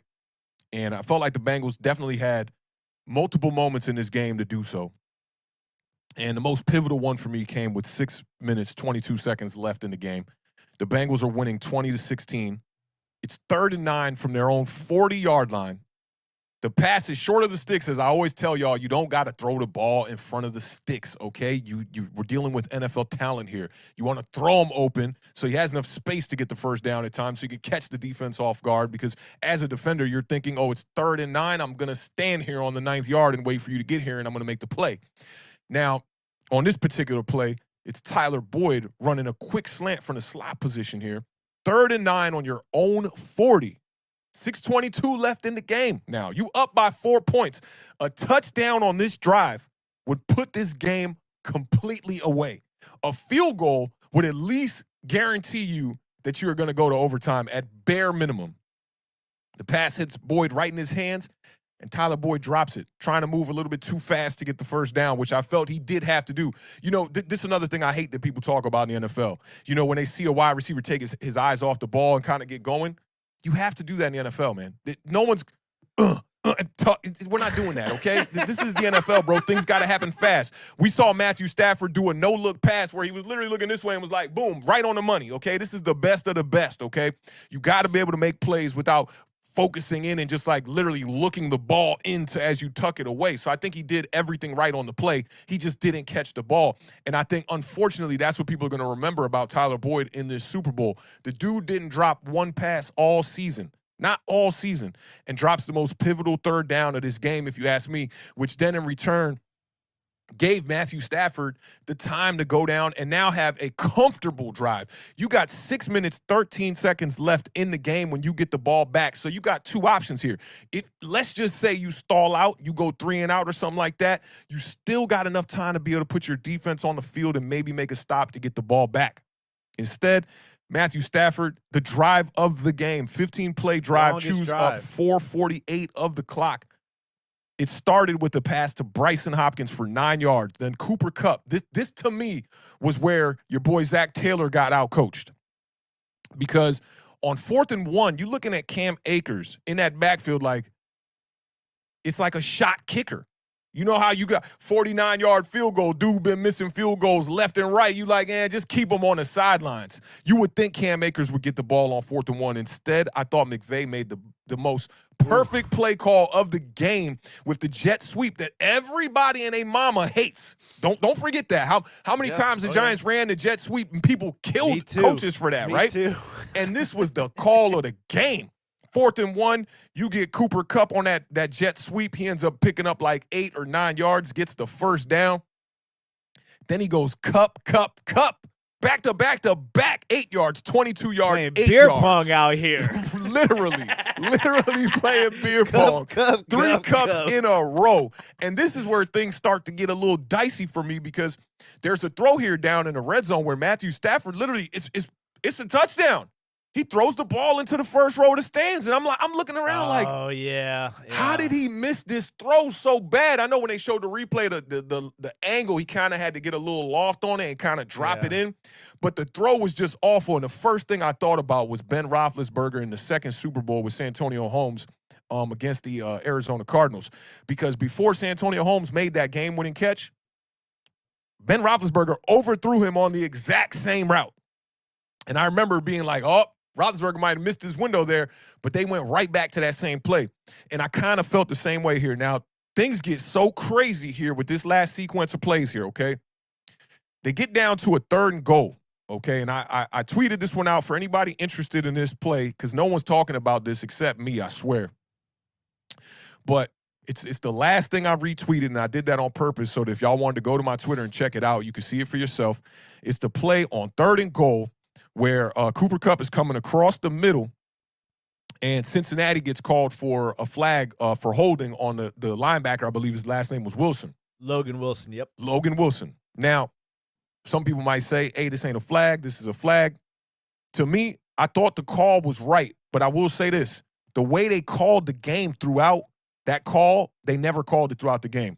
There was a lot of hand movement, a lot of hand motion. If you're not going to call the one on Jalen Ramsey where Higgins face masked him and throw him to the ground, and the referees came out and they did make a statement about that, saying that you have to make a catch-altering kind of a play to call it pass interference. You have to turn someone around or spin them around, which clearly happened to Jalen Ramsey on that play. He gets pulled by the face mask, pulled to the ground, right? And they don't call it. So if you're not going to call that and you're not going to call some of the earlier ones that happened on the day, I think you got to let this one go. But I thought that was a makeup call because on 2nd down, they missed one where Cooper Kupp looked up and was like, no flag? For real? He didn't complain about it too much. But he looked up like, y'all not going to call a flag on that? And I think they gave it back to him on that 3rd down. Now, Horrible. It's horrible. The referee started to fall apart towards the end of this game, and I'm literally looking at it like, man, I got a couple homies, man. They swear to God the NFL is like conspiracy theory, like it's all set up, okay? And I'm like, I won't rule out anything, okay? But I'm gonna say 99.9%. I'm sure that the NFL is not rigged, okay? That's how at least the optics that I view it from, okay? Yeah. Now, you get 1st and goal, okay? The crazy part about it is on the 3rd and goal, both tackles jumped off sides, and they missed it. The referees not only made the wrong call on Wilson for the hold, but they didn't get the false start penalty on the Los Angeles Rams. And it's both blatant. tackles. Both of them. You could see that there was something wrong with the cadence on that play because even the slot wide receiver gets a jump off the ball real early, but the 2 outside wide receivers both don't get a jump off the ball until it is actually snapped. Like, you got a line judge here. I just don't understand how they don't see it, because as we're doing the notes for this show, I'm looking back at the play, and I'm like, hold up. What? They was both. Wait, hold up. Then I went back. I slowed it down. You know how you could take YouTube play at 0.5 speed, 0.25 speed. I'm like, these two dudes is a whole step out of their stance before the ball is even snapped. So you're looking at 3rd and goal from there, okay? Not only do they make the wrong call, they missed the false start, which would have just negated the whole play in the first place. And the holding penalty, you can't call it if there's a false start on the play, which would have put them either at 3rd and goal, a long 3rd and goal, or if you just don't make the bad call, you're looking at the Rams on 4th and goal. It completely changed the entire game at that Completely. Because you go from 4th down or 3rd and long to 1st down on the 4-yard line. On the 4-yard line, which is, to me, I'm looking at it like, I want the Rams to win, so I'm breathing a sigh of relief, but I'm also like, this don't feel right. Like, Matthew Stafford overthrows it. Then you get stopped on the 2nd down. Then 3rd down, you get a bailout penalty. How you going to give a team a bailout penalty on a game-winning drive is so beyond me when it's not blatant. It's crazy to me. And I wanted the Rams to win the game. Now, 1st and goal, Cooper Kupp, bang. You get the touchdown. I'm like, yeah, I'm celebrating. I see flags on the field. I'm still celebrating because I felt like the flag wasn't going to be on the Rams. I see them start talking a little bit more, and I'm like, they really about to call this touchdown back. I didn't expect the offsetting penalties now. Offsetting penalties, we got to go out there and replay 1st down. Okay, let me ask you this. Did you think that was the bad hit on Kupp? I guess. Yeah, I did. You know, that was my initial response. Like, this is going to go against the Bengals. This flag's going to be on the Bengals. Okay, now this is my second. This is a 3-part question. This is the second part of the question. Okay, so if because the penalty on the Bengals was a holding penalty, right? Yes. That offset. Okay, Mm-hmm. so shouldn't the holding the late hit should never have happened if it wasn't for a holding, right? And then the third thing is how do you think they should reassess the offsetting penalties if one penalty is greater than the other penalty? No, I don't think so, because look, Okay. you've messed it up from the beginning, because now both teams have made it uneven by committing penalties. Let's just do it again. I do like that. Now, the second part that you asked to the question, where you were saying the holding and the personal foul penalty, okay? Holding is not a penalty that stops the play. So I like where that one is too. You know what I'm saying? Because you can hold me, right? Because now what if you hold me and I get up off it and score a touchdown? Are we taking that back too? Yeah. You know what I'm saying? So we kind of got to keep that, you know, because the outcome of the play does determine what happens with a holding penalty as well, because holding it doesn't necessarily negate the play. It's going to be a penalty that's either going to bring it back and you'll redo the down. And in that case, if the holding was on the offensive side of the ball, then I would agree. But being this the opposite, the personal foul, it would have happened with the penalty or without it, right? So I that's how I feel about it. Offsetting penalties, I like that, because it's like we can't allow both of you jokers to commit penalties and allow the play to go and give a team 5 yards on it when both of y'all were at an advantage or disadvantage on that one. So first down, first and goal, you get the offsetting penalties. They run it back again. I mean, you talk about like all these opportunities that you're giving the Rams at the end of the game, which really starts from the drop from Tyler Boyd. I got to keep it funky with you, right? That really sparked this all of this, because the Bengals could have just put the game out of reach with a touchdown or with a field goal. None of this really matters, to be honest. The Bengals would still have another opportunity to score in regulation, and then overtime, do your thing, right?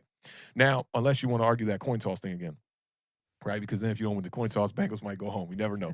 But, you know, so you're looking at offset penalties, replay first down. You get an incomplete. Now, this is where coaching kind of comes involved for me too as well, because you got Eli Apple out here on an island playing Cooper Kupp at the end of the game with everything on the line. Eli Apple ain't Jalen Ramsey. Eli Apple is I know he was hyping himself up this whole week talking about he wanted all the smoke and all that, but you got to be a smarter defensive coordinator and a smarter coach in this situation. First and goal, you get the incomplete pass interference on Eli Apple. Now you coming back, first and goal, 3 first and goals in a row, bro. 3 in a row. You get stopped on the quarterback sneak. I'm looking at it like, bro, is this about to look like the Seattle Seahawks versus the Patriots? Y'all gonna botch this? Right? I'm starting to feel like that. And then second goal, you get the touchdown to Cooper Kupp over Eli Apple again. You putting him out there on the island by himself again.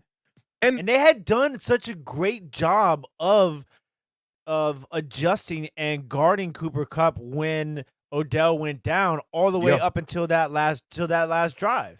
Yeah, which is kind of weird that, you know, that's why they were having to throw the ball to Hopkins and to Skournick and to those people, because the Bengals had did such a the entire defensive scheme can change now with the way that you can guard Cooper Kupp when Odell's not in the game. Right. So that's what kind of threw me for a loop, was why all of a sudden that changed. Was it something that the Rams started doing offensively? I did notice they started putting Cooper Kupp in motion a little bit too, which I think kind of changed things, because what it did was it forced them into more of a single coverage than being able to kind of be like, okay, he's stationary here on this side. Now we can kind of like overload a little bit defensively on Cooper Kupp's side. When Odell Beckham is in the game, you can keep Cooper Kupp out there on the outside more, because then you're allowing Odell Beckham to get the single coverage and be able to make the big plays he can make. But, I mean, what you're saying is exactly right. Cooper Kupp, they had to adjust, and I think the Rams did a really good job of adjusting, not only offensively but defensively as well. If you notice in the first half, Aaron Donald, no sacks, right? Yeah. They found a way to stop him in the first half, but then in the second half you saw the Rams were overloading certain sides to be able to get better matchups because Aaron Donald was double teamed pretty much the whole first half, and you saw a whole new player in the second half.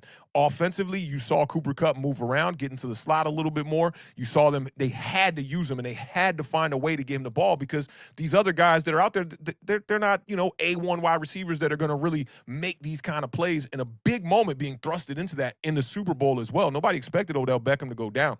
And I mean, the impact showed. Odell was the most important player on that field outside of Matthew Stafford for the Rams, if you ask me. His impact showed when he was off the field and when he was on the field. And thank God for a guy like Cooper Kupp, man, because if they didn't have Cooper Kupp, they're not winning this game. Some of these conversions that he got late in this game, no one else is going to make these plays across the middle. And just a sneaky wide receiver, man. The dude just makes people miss and gets those extra yards to get the first downs that are necessary to keep drives alive.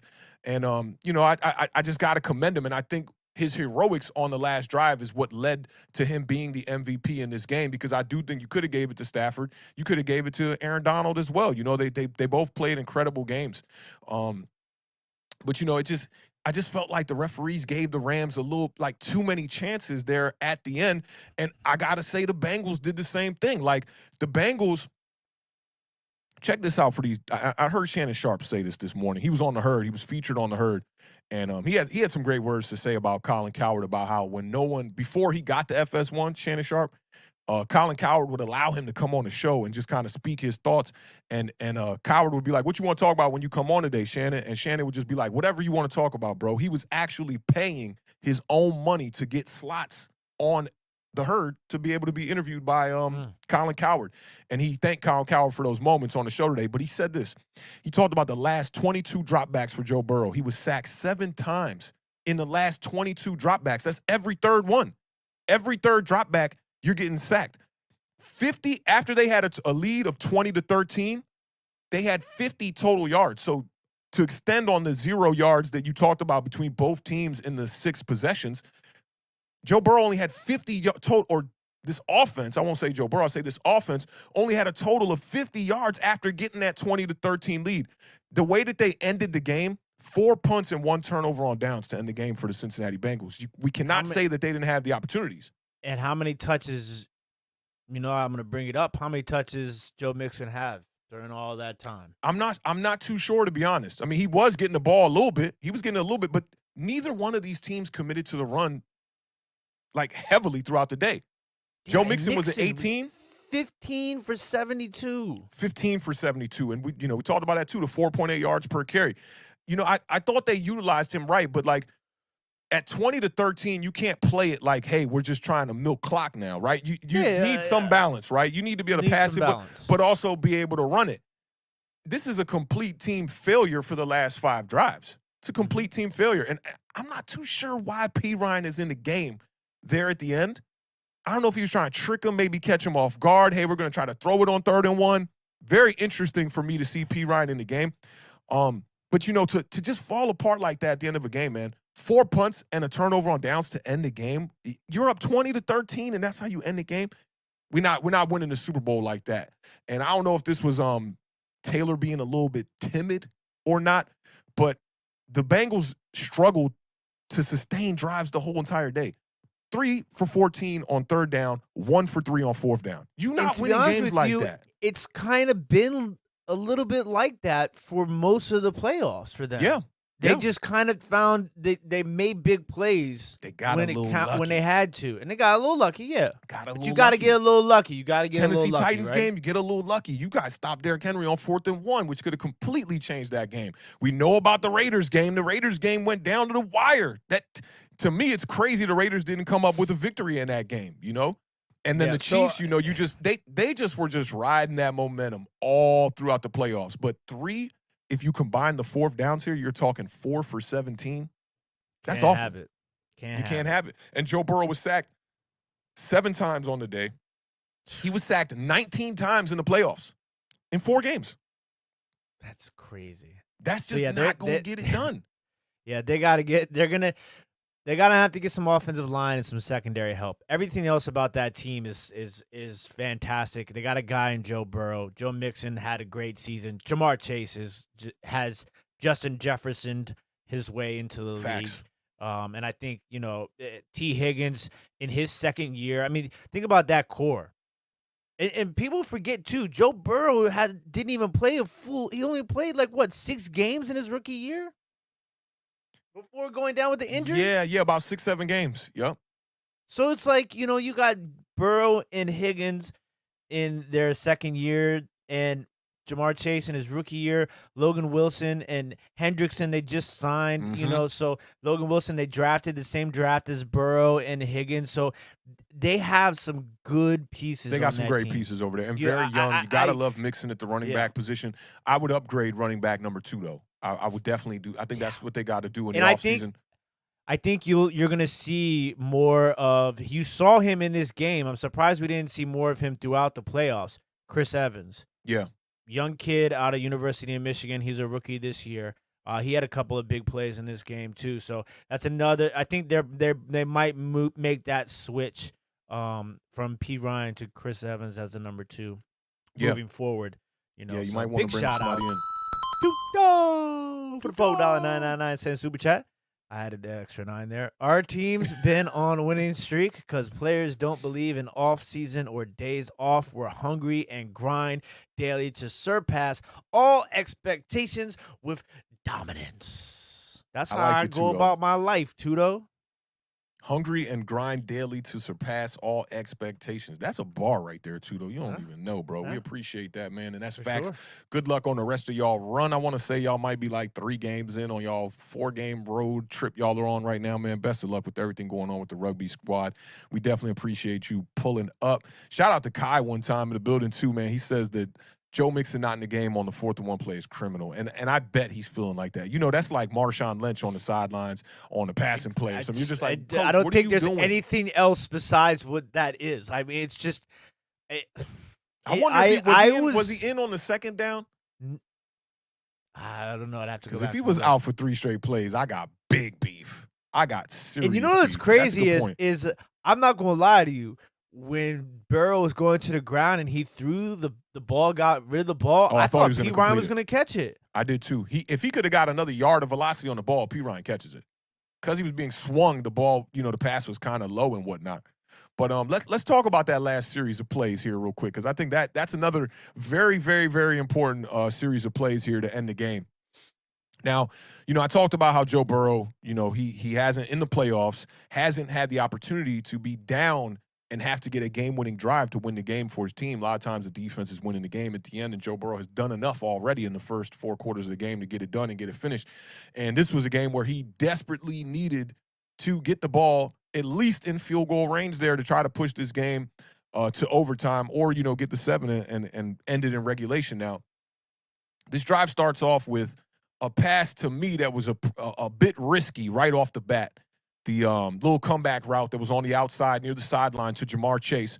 And Jalen Ramsey, who didn't have his best game, I'll say, because you only heard about Jalen Ramsey when people were making plays on him, which was not that frequent, I will say, okay? We got the 2 big plays.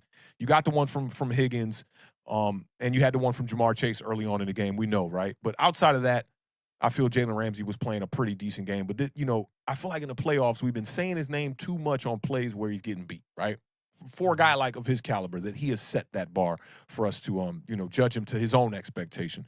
But Jamar Chase squeaks out, man, and what could have been just a quick 7-8 yard gain turns into a 17-yard gain, and the Bengals are in business.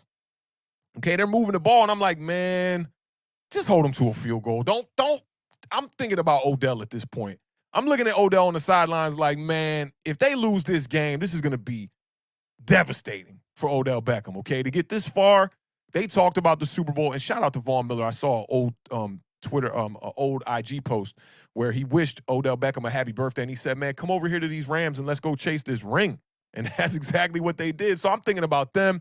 I'm very invested, in the Rams at this point because there's a lot of OGs on that team, and I know what it's like to be an OG that you grind. You just want to win, man. You just want to get to that victory.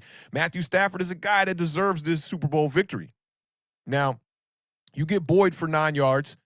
I'm like, wow, man. So now they moving, okay? They're near midfield. I'm like, 1 or 2 more first downs here, they're in field goal range. It's going to be good to go. All Burrow got to do is make a couple more plays, and we kind of have seen him do this. We've seen him do this before. You get a 2nd and 1 incomplete pass to Jamar Chase, a deep one. And I'm like, okay, they're still good, okay? But now don't forget, it was 2nd and 1. 3rd and 1 comes up. Y'all know the 3rd and 1 play. A run to Pirine. We like. And you know what? Somebody pointed out that Aaron Donald's offsides on the 3rd down play. You know, I did see that, but then somebody else said the picture that they were showing was not from that play. Yeah. I did see that, though, but people were saying they snapped the picture from a different point in the game. But I feel like I kind of saw that throughout this game a little bit. Like, the helmet be like, there's no gap between the ball and the helmet of the defender lining up. Yeah. But I don't think that gives you a massive advantage being an inch closer, right? You know, but it is an advantage at the end of the day. It should or could have been called a penalty.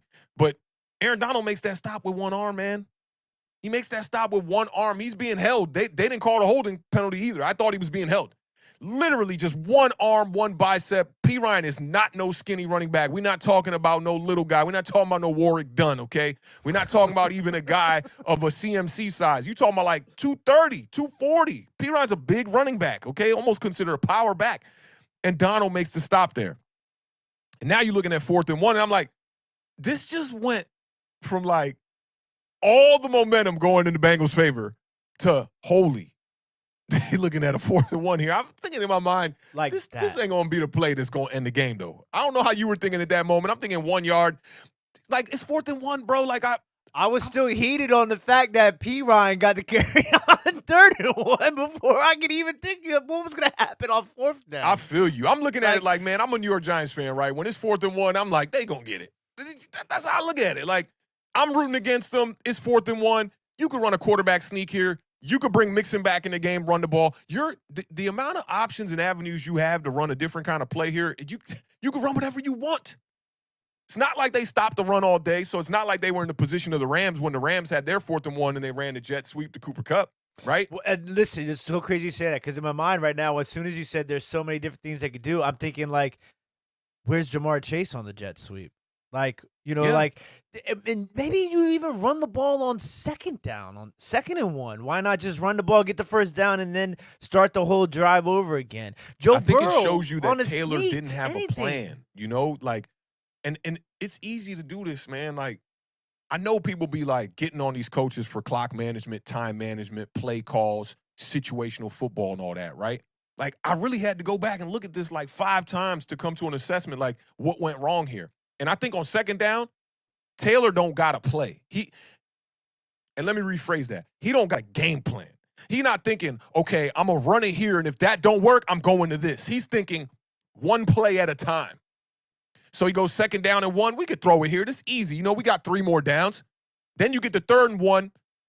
You need to treat 3rd and 1 like 4th and 1.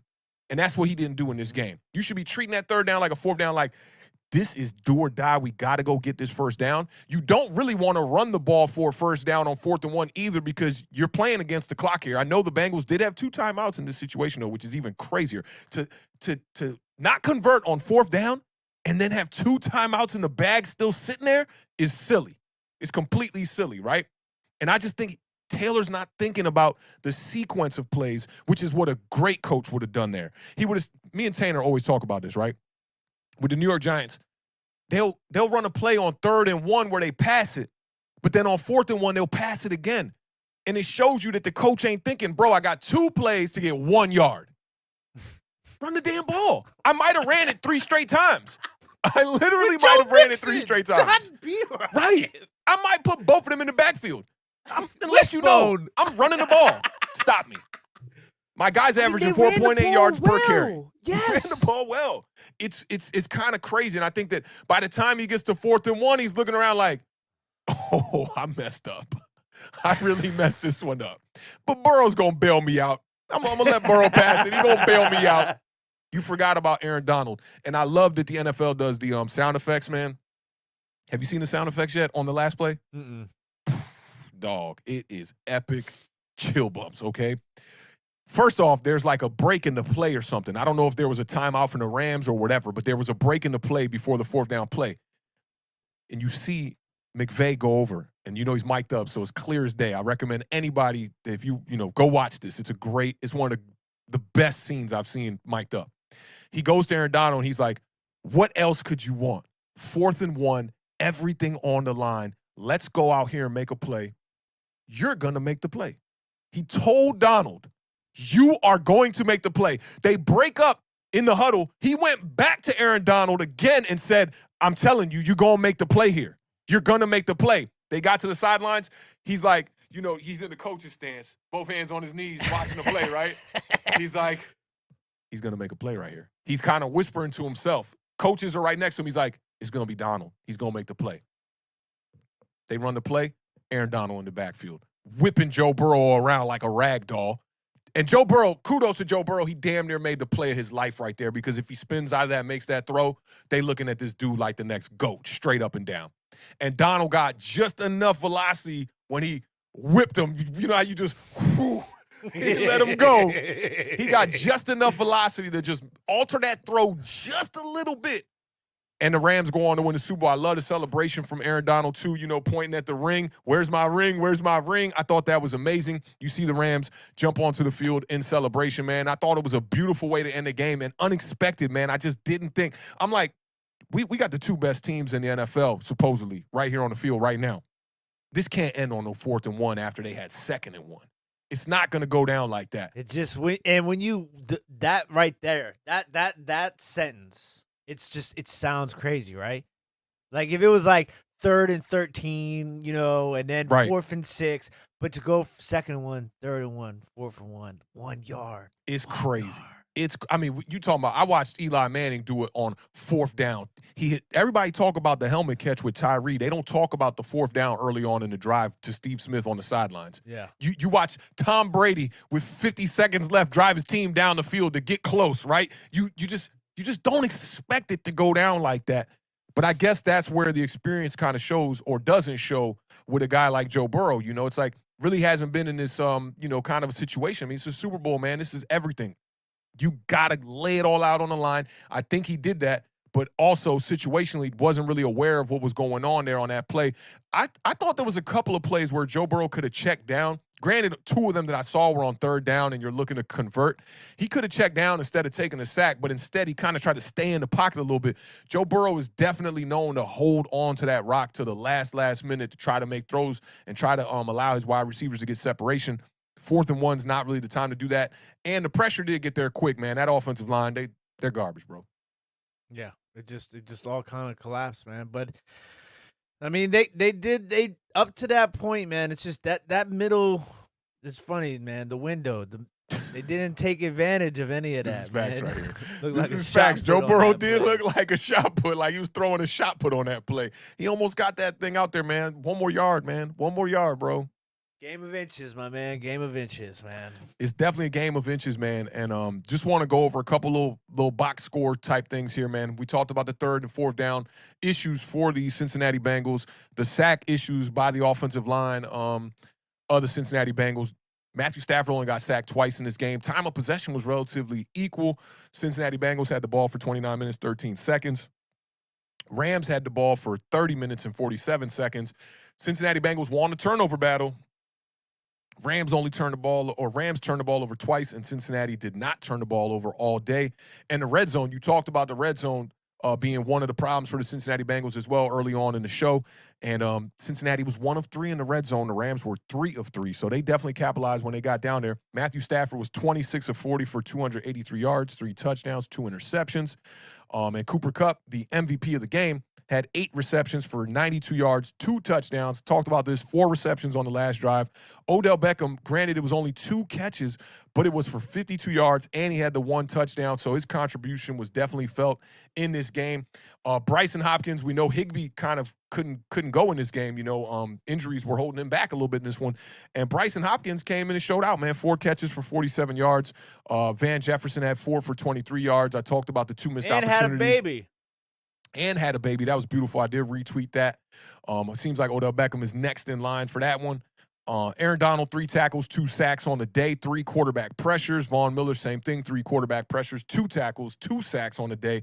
Eric Weddle with the shoulder, we talked about that, 4 tackles on the day. Joe Burrow, you talked about his game. He played a pretty decent game, had the 1 touchdown, no interceptions, no turnovers, 263 yards, 22 of 33.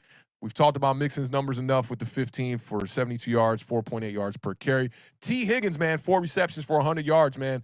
They got a 1A, 1B kind of situation going on over there with the Cincinnati Bengals. I love it, man. Jamar Chase, 5 for 89. Tyler Boyd, 5 for 48. We would have loved to see that be 6 for 56. You know, would have gave the Bengals their first Super Bowl since 1988, I believe, was when their last appearance was. Would have given them their first Super Bowl win. Now they are one of 4 teams to have lost their first 3 Super Bowls, which is crazy. You remember the teams? Minnesota Vikings, Buffalo Bills, Denver Broncos. All right. And I talked about this, and I said I was going to get back to this. The dropped hold for the extra point in the beginning of the game. The reason why I say that was a gift and a curse, right? Eli Manning, Peyton Manning talked about this in his locker room after the game. You want to be down 4 on that game-winning drive because when you're down 3, subconsciously you're saying to yourself, all I got to do is get in the field goal range. You want that 4. And that 4, I think, is why Matthew Stafford was like, man, we going down here to handle business, and went down there and did it. It's crazy, but it's so true, man. Because that's what as a fan, that's what I'm thinking too. Because I was obviously rooting for the Bengals. I'm like, damn, they're gonna score now because they have to score. They have to, and there's no like room for okay, we can hold them here to a field goal. They have to score a touchdown at that point. There's no other.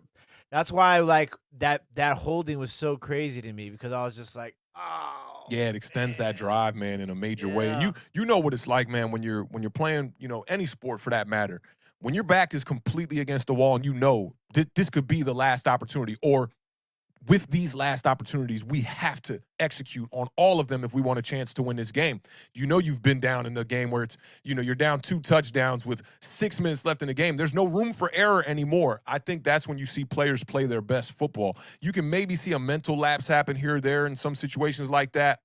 One that comes to mind is Tom Brady and Julian Edelman. You remember in the Super Bowl where he overthrew him a little bit to his off shoulder, and then Edelman couldn't make the catch. Was that Edelman or Wes Welker? That's a good question. I can't remember who it was. Wes Welker. It might have been Welker, yeah. But those type of things just happen off instinct. But you want to have your back against the wall, man. And I think it yielded well for Matthew Stafford. Like, bro, you need to go get the touchdown. You wanted the big moments, you got the big moments. And he went down there, he made the big play. And Cooper Kupp, man, I do think he was deserving of the MVP. Super humbled, too, when they were, telling him he was the MVP. Said, I don't deserve this. And, very emotional about it. I thought it was well deserved. It could have been Aaron Donald for sure. It's easier to give it to an offensive player because without those points, man, Aaron Donald's not even on the field to try to stop Joe Burrow for the game-winning drive. That's just all she wrote right there. If Stafford and Kupp don't go down and score on the game-winning drive, but Cooper Kupp and Jerry Rice are the only wide receivers to win Offensive Player of the Year, the Triple Crown, and the Super Bowl MVP. Cooper Kupp is the only one to ever do it all in one season. Jerry Rice got 2 of the 3 accolades in 1987 and then went on later to win the Offensive Player of the Year. I think he got the Super Bowl MVP and the Triple Crown in the same year, I'm pretty sure. But Aaron Donald, man, them game-changing plays, man, like, you need a guy like that. And, we paid Leonard Williams the $20 million plus bag. When you look at a guy like Donald making the plays he makes, and the guy's double-teamed on every damn play, talking about retirement, too, it's kind of puzzling to me because this dude is literally in his prime. It's Barry Sanders-esque, except Barry Sanders wasn't in the Super Bowl when he retired. And if Aaron Donald could go down and actually retire this season, to be that your last play was shot putting Joe Burrow around, that's pretty amazing, bro. That's pretty amazing, man. That's going to be an ill way to walk off. Walking off in the sunset, man. Very John Elway-esque. You know what I'm saying? So for sure, man. For sure. So, I mean, that's my thoughts on the game. Reset your Ableton one more time before we get to close out here one time. I wouldn't call it like one of the better Super Bowls just because it got a little bit boring. And Mr. Mini Guy said he lying about retiring. You know it. That's facts, bro. I do think he's lying because how could you, like, how? I mean, like, there's more. There's more. That's one what if you are a part of a dynasty, man, and you could get 2, 3, maybe more Super Bowls, bro? I'm willing to at least see that possibility if I'm a player that's as great as Aaron Donald, especially on a roster like the Rams, man. The Rams look really good, man. They got that. Everyone talking that Super Bowl or bust, put it to bed now. They won the Super Bowl. Now what you going to say? Ain't got nothing to say, man. They got to figure out, though. They got Von Miller's a free agent, right? I believe Von Miller was on a one-year deal. Odell definitely on a one-year deal. Couple of them, so it'll be you got to figure out what you're going to do with that wide receiver room. Robert Woods coming back off the injury. A lot of bodies. Oh, man, and there's something I wanted to bring up, man. Like, a lot of people been talking about, like this year was – this goes to that whole Super Bowl or bust thing. And if you check my tweets from earlier this year, I said the Rams don't got to win the Super Bowl. They don't even got to get to the Super Bowl. The fact that they're in the playoffs and that they won this many games, and you're talking about winning seasons pretty much since McVay has been there, since 2017.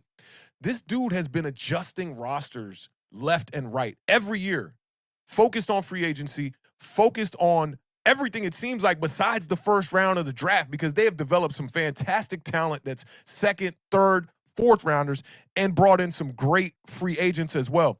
When you look at this 2016 roster that Sean McVay inherited, and I kept this up here, the only starting player is Aaron Donald from that roster. That's it. The offense had Case Keenum, Todd Gurley, Tavon Austin, Kenny Britt, and Lance Kendricks playing tight end. None of these guys are on the team no more. None of these guys is on the team no more. And even if you just were to go and compare the 2016 team to the 2018 team, very, very, very, very different. He traded and made the move to get Brandon Cooks. Can't forget about that. They traded high draft stock for Brandon Cooks. You go out there and you draft Cooper Kupp. You brought in Robert Woods from Buffalo. You brought in Andrew Whitworth from Cincinnati, who a lot of people are kind of like, dude is too old, okay? You brought in all these different players in the secondary as well for that Super Bowl run. Aqib Talib, Marcus Peters, who are no longer with the squad. Nope. McVay has showed you that there are different ways to build a team, man. And even if you go from this 2018 team and move it on, don't let me forget about Ndamukong Suh, who he also pulled in free agency on the 2018 team. Not on the team no more. Talib, nope. Peters, nope. Brandon Cooks, nope. Todd Gurley, nope. Jared Goff, nope. Like, this dude, you got to have the guts to have the guts to try to build your team like this, okay? Because first of all, it just takes commitment. Like, we're going to build it like this. We're going to do some homegrown talent, but we're also going to trade some first-round stock to bring in proven players. And then they're just signing all these free agents this year, man, like with Von Miller, OBJ. You just got to commend Sean McVay, first of all, and then the Rams organization for having the belief in him, saying, this dude literally went out there and traded for guys like Brandon Cooks, and then he's like, I don't want him no more. To go out there and get other talent, brought in OBJ, drafted Van Jefferson. Robert Woods is a guy that I don't even know how Buffalo allowed him to sneak up out of there. I know he wasn't a big pivotal part in his Super Bowl run, but he made plays during the year. It's just really interesting to me, man, to see that, like, this 5-year run that started with the first season being 11-5 for Sean McVay after the Rams were 4-12. He inherited a dookie roster. I don't care what nobody says, bro. Most of these players from 2016 are not in the league no more. That's what's crazy. Yeah. And people will be like, he inherited a great roster. No, he did not. This roster was full of talent that was on its way out or downhill. All these dudes is gone now. And now you only have 3 players remaining from the 2016 starting roster that are still on this team right now. I'm sorry, man. Like, people was looking at Sean McVay crazy, but now he looking at y'all like, you see who was crazy, right? I built the squad. We've been in the Super Bowl now 2 of the 5 seasons. We've won the division, I think, 4 times. And that's not an easy division. And he's doing all this in some of the most difficult competition within a division in the entire league. Dealing with Russell Wilson, upcoming Cardinals team. You know what I'm saying? Like, San Francisco has his who's number. Beat them. I mean, listen. 6 of the last 7 times the 49ers beat the Rams. Let me tell you, this ain't been a smooth, road. There's been a couple of flat tires, couple of speed bumps, couple been pulled over by the police a couple of times. You know what I'm saying? And look, they made it here. Like, That's a road right there, man. There's a lot of adversity, a lot of challenges, and I think going through those sort of things during the regular season is what builds good playoff teams. Big facts, So, man. And you know, can't forget about Robert Quinn too, who he allowed. He was on the 2016 team, and Robert Quinn is now with the Bears, I believe. So he allowed talent to walk out of there, man. Robert Quinn was doing pretty decent with them in 2016. He had 4 sacks. So you look at it like that might be a guy you would bring back. William Hayes might have been a guy you could have brought back too. He had 5 sacks on the year, but literally the only player on the starting defense, Aaron Donald. You go out there and you get Jalen Ramsey. You traded, I think it was it 2 first-rounders for Jalen Ramsey? it was something pretty intense. Something yes. steep. It was something real steep. And I know people looking at those kind of trades like, oh, those are win now trades. But look, we're talking 5 years later. And this team is set up now to win maybe a Super Bowl for another 3 years, bare minimum. And Stafford still got juice. Yeah, Stafford's got the juice, man. That dude, the no-look throw, I'm just like, this dude. Did you see the no-look throw from the other angle? No. Bro, go look at the no-look throw. He's literally like, I'm looking right at you. He threw that thing like that way. It's crazy. It's great. And it's a dime. I mean, a perfect throw, man. Like Matthew Stafford can make every throw, man. Big shout out to Tudo again. Hey, shout out to though. Many thanks to both you guys from our entire rugby team to the best roadmaps, nuggets in the world. Roadmaps who's been inspiring us all year long. I love it, man. I gotta get a T-shirt that says roadmaps and nuggets. Yeah, maybe with the nuggets with the eyeballs and the smiles on them. Them joints are creepy. Them joints is Hey, creepy. and you know I love saying this name. Brickmaker Westbrook. Westbrook. Shout out Brickmaker Westbrook. Says, I think the plan, this is something that we talked about a little bit too. I think the plan for putting P. Ryan in instead of Mixon was to make the Rams think it was a pass. Yeah. With Mixon, it's an obvious run, but why against Aaron Donald's side? That's crazy. Another topic for there's a lot of breakdown in that play. And I was talking with briefly with another reseller, Cincinnati Picker. He's a big Bengals fan. There's a lot of people that question Zach Taylor as a whole. Really? In that fan base. And I think you it's so easy to do that now, especially in the age of football. I think, just kind of sometimes you got to let things kind of go through, because a lot of people say these same sort of similar things about Sean McVay. And now, like, yeah, I think people were on the fences for a while. And we can't forget that Zach Taylor comes from the coaching tree of McVay. He was a coach with the Rams in 2017, I believe, as a wide receiver coach, and another year in a separate department coaching as well. So, there is that thing of like, I'm the OG and I taught you a lot of what you know. I kind of know what you want to run here because you're trying to run what I run. You know what I'm saying? So there was that big brother kind of vibe. It is a chess game, and you can tell that McVay definitely won that chess game. Brickmaker Westbrook has a great point here, because I think that's what they were thinking. I would have done that on second down, though, and it makes me want to go back and look at what happened on second. They threw it deep to Jamar Chase for an incompletion, but who was the running back that was in the game on second down? Because maybe that's where you run it on 2nd and 1, you bring P. Ryan in. And I think somebody said that he was on the game because he got – I think Kai or somebody said that he was in the game because there's something him and Donald had a interaction. That Mixon was in the game on second down? I think so, yeah. Yeah, I mean, that makes sense. Maybe that would have been the vibe to do it on second. Instead, you do it on third, and then to go pass on fourth down is a little sketchy, but I feel you. It gives you those outs. Too. Yeah, out of the weird. Yeah, it's definitely a little weird. I like the shotgun run. So I know you do. As long as you got a running back next to you, I'm all good with that. That little draw play, man. I'm on Bradshaw and Eli Manning, dog. They was but the killing running back people with that. left him to go out into the flat and listen, let's not take anything away from the Rams defense, though, because they got to Burrow quick enough to disrupt that whole play. And we always talk about adjustments, man. Their defense made those adjustments by moving Donald around and overloading the side to allow him to be able to get better matchups. Those are them in-game adjustments we always talk about. Andy Reid in the championship game didn't make the adjustments in the second half, allowed his quarterback to dictate where they were going instead of really putting on his coach's helmet or his coach's hat and taking care of business. Instead, you kind of don't adjust and you end up sitting at home for the Super Bowl. Yeah, so big shout out to oh my god, I'm gonna mess up his name. Raheem, defensive coordinator for the Rams.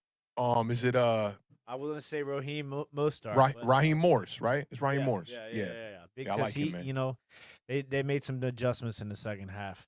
The camera was showing him a lot during that game too.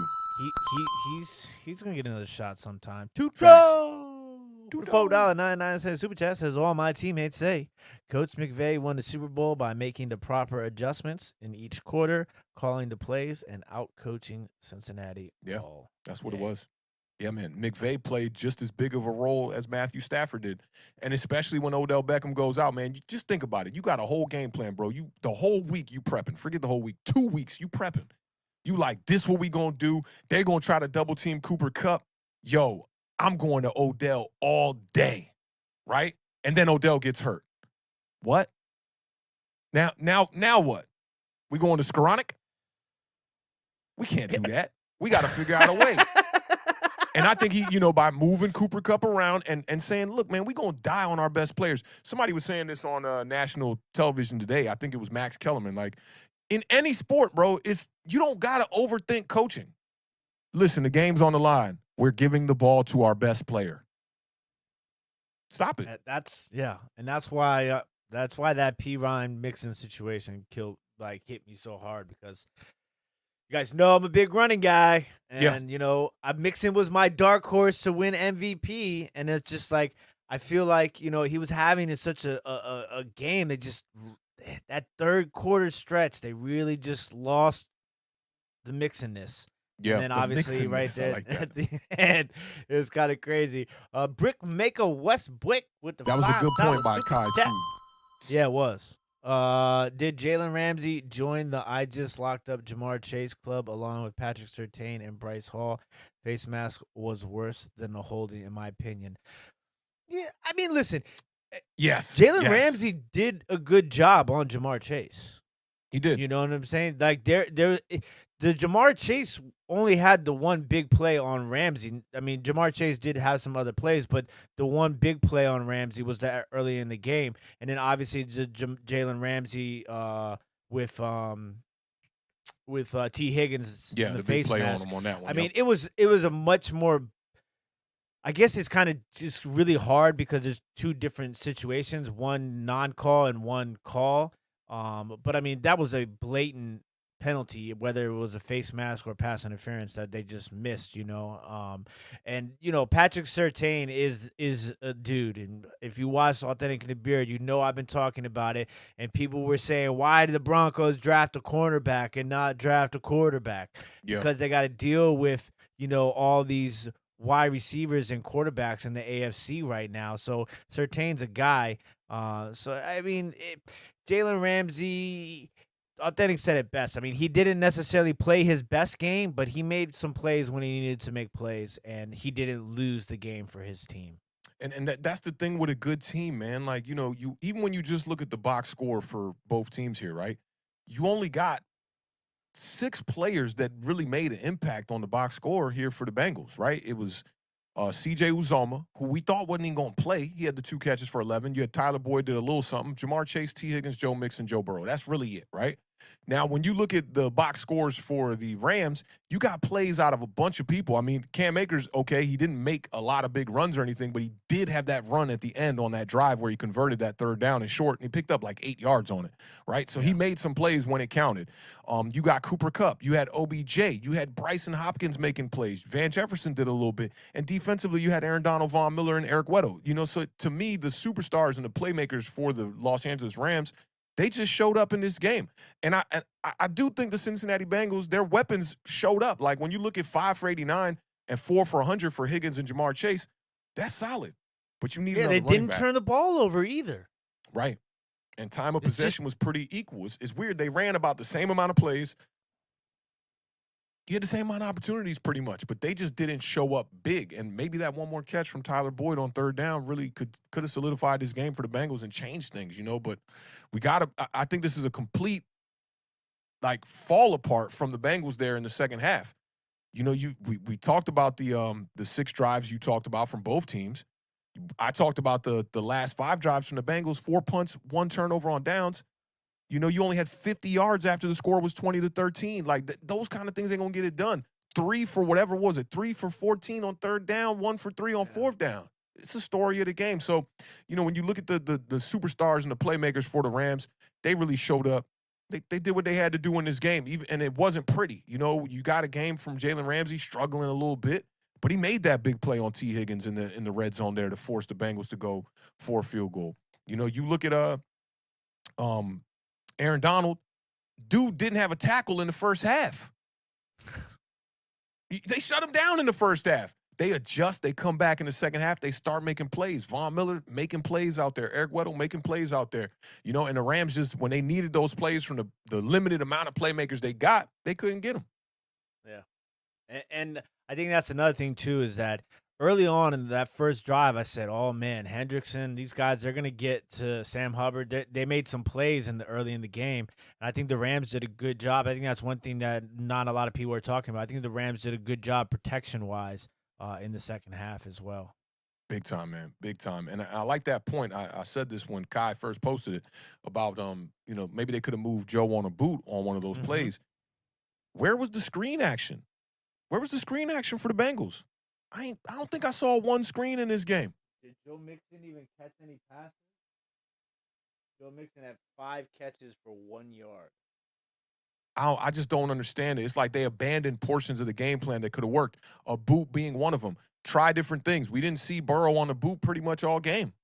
You know, try some different things. And with an aggressive defensive front, forget that. An aggressive defense across the board. You saw Jalen Ramsey, man, he falling for the first move on everything.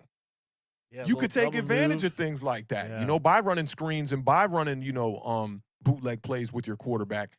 And, you know, I know they try to run to Jamar Chase, but you could try things like that too. The jet sweeps plays, stop route, You know all what's that. interesting about that is I wonder how much of Burrow's knee affected the play calling with him maybe rolling out one way or another on that last that could definitely possession. be a thing because he got hurt early in the 4th quarter.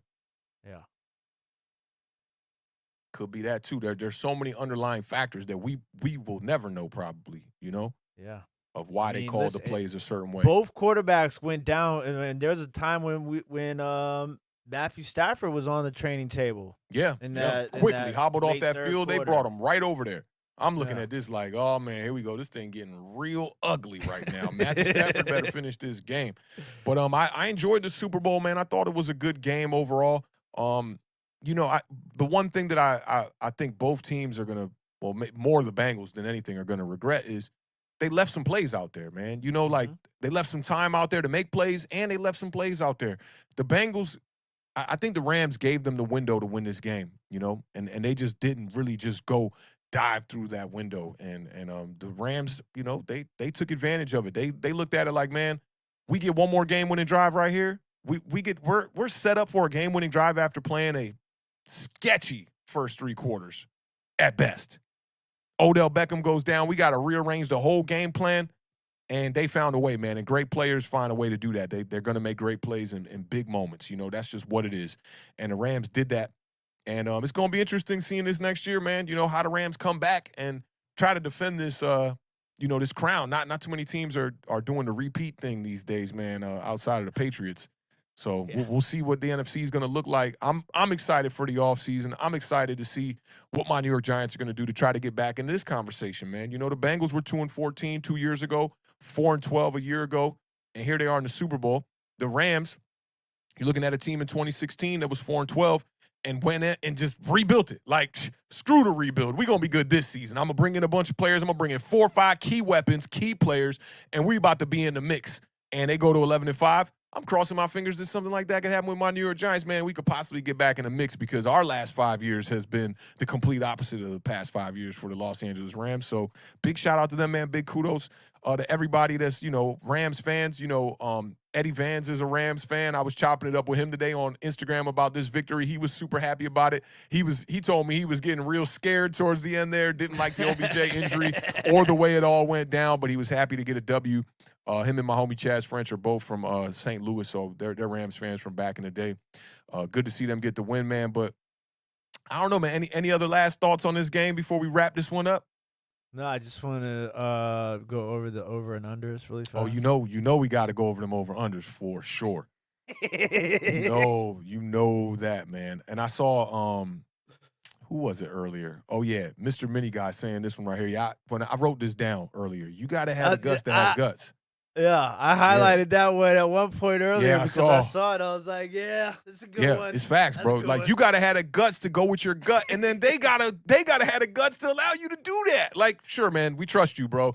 McVay's like relatively a nobody when he comes to St. Louis. He's coming from Washington. They're not looking at this guy like it's Bill Belichick, bro. Like, I wish I had some keys right here. Like, here you go, bro. Do what you do.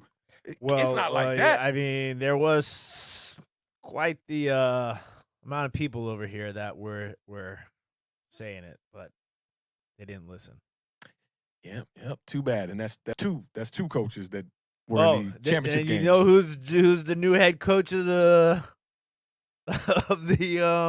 Minnesota Vikings? Ex-Washington, huh? Kevin O'Connell, yeah. Where was he with Washington? He was the offensive coordinator here. And then he left to regime? go Jay Gruden. Jay Gruden's regime. Wow, that's crazy. And then he left to go to the Rams to call the plays with McVay. And then now he's over in Minnesota. Now he's the head coach in Minnesota. You better hope. And guess who his quarterback is there now? Now or was the quarterback? Well, yeah, because he might be the next New York Giants quarterback. Chill, cuz. Chill. reunited with Kirk Cousins, man. So I think that's amazing. Interesting. And if you see some success out of Minnesota from Kirk Cousins and this coach, you're going to be very upset. I'm past all that. Yeah, more upset. Bury him. Put him in the grave. But you got to have the guts to have the guts, man. I definitely like that one, man. That was a good one. All right, so let's go over these over-unders, man, and see if you ain't coming back. I mean, I'm up like 9 or 10 or something in the playoffs, but let's see if you can get a victory today at least with these over-unders. I think you might be close. I saw some of these numbers. I was kind of off. All right, let's see. Oh, my God, the first one is just a good dagger right in my heart. I already know. All right. Matthew Stafford over 290 yards passing versus the Bengals. He had just under 283. Did I pick the over? I picked the over, didn't I? You did. And you picked the under? I did. That's a for me and a for Mr. Beard over there. Okay. Joe Burrow over 290. He fell short on this one, right? Yep. We both got this one right. Yep. That's what's up. Good to hear. Jamar Chase over 92. Just short, I believe, right? Yep. Jamar Chase had 89 yards, man. Yeah. And I almost put 90. I was like, let me put a little 92, make this a little more difficult. It's crazy that it was that close. 89 yards for Jamar Chase. I think I took the over, right? You did. And you took the under?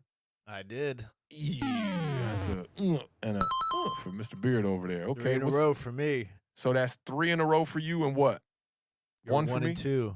I'm 1 and 2 here. It's not good. We're not off to a good start, ladies and gentlemen. Okay, next we had OBJ over 80. Ooh, and you took the under on this one, and I took the over. That's 4 in a row for the Beard. I'm 1 and 3. Woo, it's getting ugly. It's getting ugly. Okay, Cooper Kupp over 105 yards receiving. He was just under this with 92. I think I took the over as well. We both took the over. Ew, so we both taking L's on that one. Who would have thought Cooper Kupp was going to win the MVP and not get over 105 yards? That's crazy. That's really crazy. All right, so I'm 1 and 4 right now. Yep. And you're 4 and 1. Yeah. That ain't even right, dog. That ain't even right. Okay, T. Higgins over 75 yards receiving. I think I took the over on this one. We both did, yeah. That's what's up. I don't like that we both took the over. Gives me no room to win today. Okay, Burrow will have more passing touchdowns than Matthew Stafford. I think we took the under. We both took the push. That they would have the same amount of touchdowns. So we both got that one wrong, right? Yep. And shout out to the chat for this one. They got this one right. Which player will score the first touchdown in the Super Bowl? It was Odell Beckham Jr. And shout out to the chat. You picked Joe Mixon. I picked Cam Akers. Yeah. Pew, pew. Yeah. He one of those too. And who will ultimately be named the MVP of Super Bowl 56? I don't remember who I picked on this. You pick Cooper Kupp? That should just be it, bro. That should just be it. Yeah, shout that's out to double points. Marjorie. I had the Rams winning and Kupp as the MVP. Whoo, Marjorie in the building. All right, so that should be some bonus points, dog. Ain't no double points. This ain't no over-under, bro. This is, you got to get it right.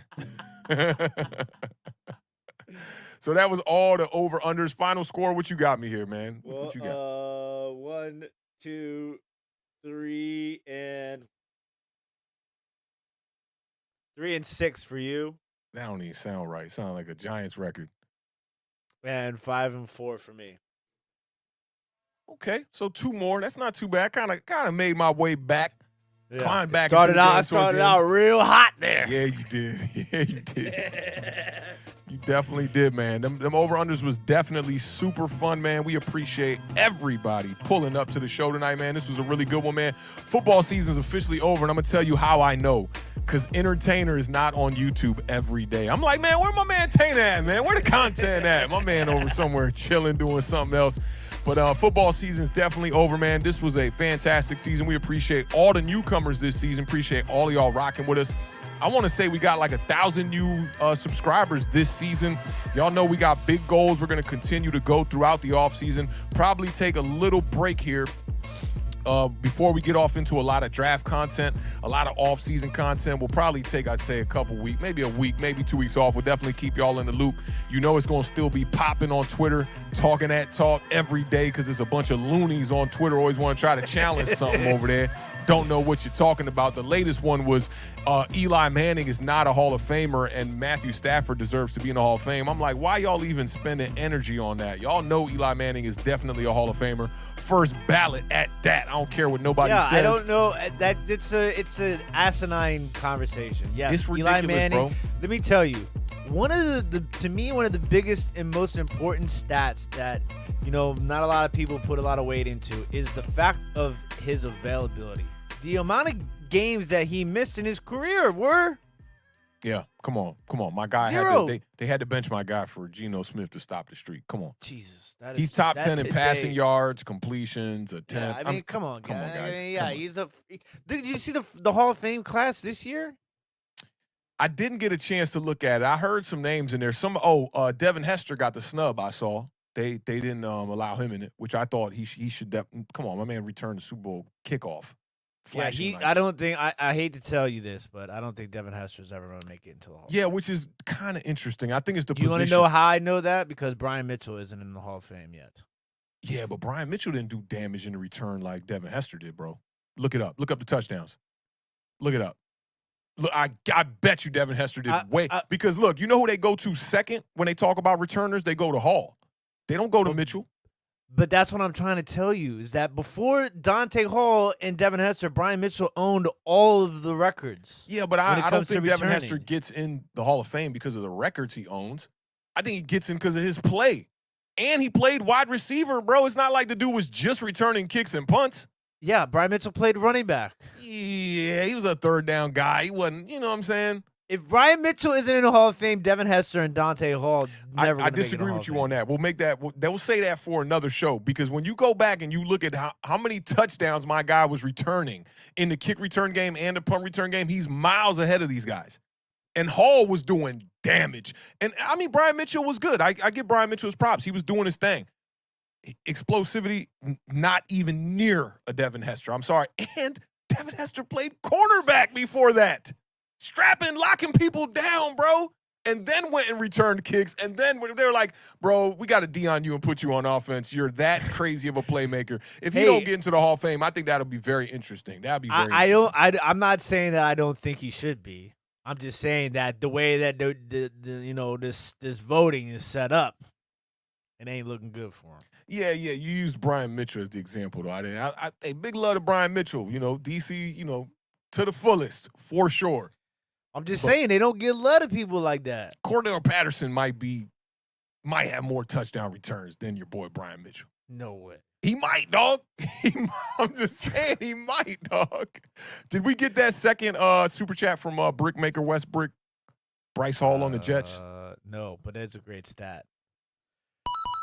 Held DJ Moore, $5 super chat. Brickmaker Westwick held Bryce Hall, held DJ Moore, Jacoby Myers twice, Stephon Diggs twice. I'm talking like Westwick now. Calvin Ridley, Jamar Chase, Devonta Smith, Mike Evans, and Jalen Waddle, all to under 35 yards. That's crazy. Man. That's yeah, a that's list a right stat there. right there. That's a major That's stat. like, hey, you know what that is? It's a nugget, my friend. What is Tudo's saying? What is it? Roadmaps and nuggets. Welcome to Authentic in the Beard, home of roadmaps and nuggets. I love it. We got to get some shirts, bro. We got to get some roadmap and nugget shirts. I think. And we're gonna that's get the y'all vibe. some emojis. We're gonna get y'all all types of stuff. Okay, so I had to look up these numbers real quick with Brian Mitchell and Devin Hester. So Devin Hester's damage was in the punt return for the most part, but for kick returns he had 5, and Brian Mitchell had 4. Dave Meggett got more punt returns than Brian Mitchell. Devin Hester is the leader. He had 14 touchdowns returned, or 14 punt returns for a touchdown. Second on the list is Eric Metcalf. We forgot about Eric Metcalf. He was a dog. Played on 7 teams. I remember most of his years being with the Browns. And Brian Mitchell is third on the list with 9. So I don't know. Yards. I don't know yards. I had punt returns and kick returns pulled up. Yards, yards. Then if you get into yards, you got to get into attempts. You got to get into all of that stuff, right? Well, I meant but like just off the surface, bro, returns. 14, bro, in 10 years. Yeah. Brian Mitchell was 9 in 13 years. I think it's a little different. Brian Mitchell, and to do that in his day is different as well. Yeah. It reminds me of like Vi Sikahema and a couple other punt returners.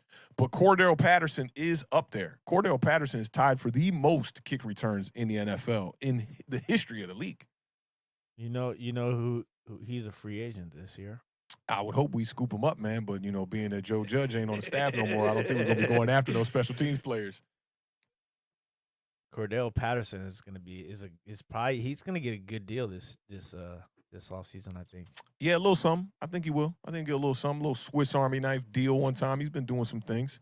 Shout out Benjamin. Congratulations, my friend. Congrats, man. I know L.A. Lou's he hasn't been here in this stream either, but congrats to L.A. Lou. Congrats to Benjamin, man. The Rams are definitely world champs. People be trying to hate on that whole world champs, saying, like, how y'all the world champs and football is only played in America and all that. Nah, they world champs, guys. They definitely world champs. If you were to take football into any other country, the U.S., you think we dominate basketball, which sometimes we be losing. I got to keep funky there. If they had football going on in the Olympics, dog, we'd be killing some of these jokers. Y'all know what it is, man. But, man, I already see the biceps out early. Definitely appreciate everybody pulling up. Kevin said the Mitchell shade is real. It's not shade, dog. I watched both of them play. And granted, I was a kid for Brian Mitchell, and I didn't have the keen eye for statistics like I do now. Devin Hester was just like, I wasn't scared of Brian Mitchell. And I'm a Giants fan. We played y'all a lot. I wasn't looking at it like, yo, they're punting it back there to Brian Mitchell. Got to stop him. I was looking at it like he'll probably get 15 on the return. You know what I'm saying? He'll probably get a good 15 or 20 on the return.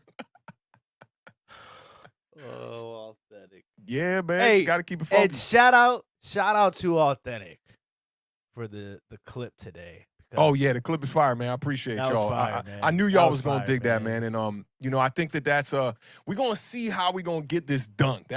I'm trying to be like a 1.5-man team. Beard, I'm going to need you. To kind of get this documentary done. But it's very difficult, man. You got to deal with lighting, and you got to deal with travel, and you got to deal with cameras and audio and miking. All these things got to, I'm in a controlled environment here in the studio to be able to control that from top to bottom to produce something short like that, which took me the day to do, and it's only like a 50-second clip. But we'll see how it goes, man.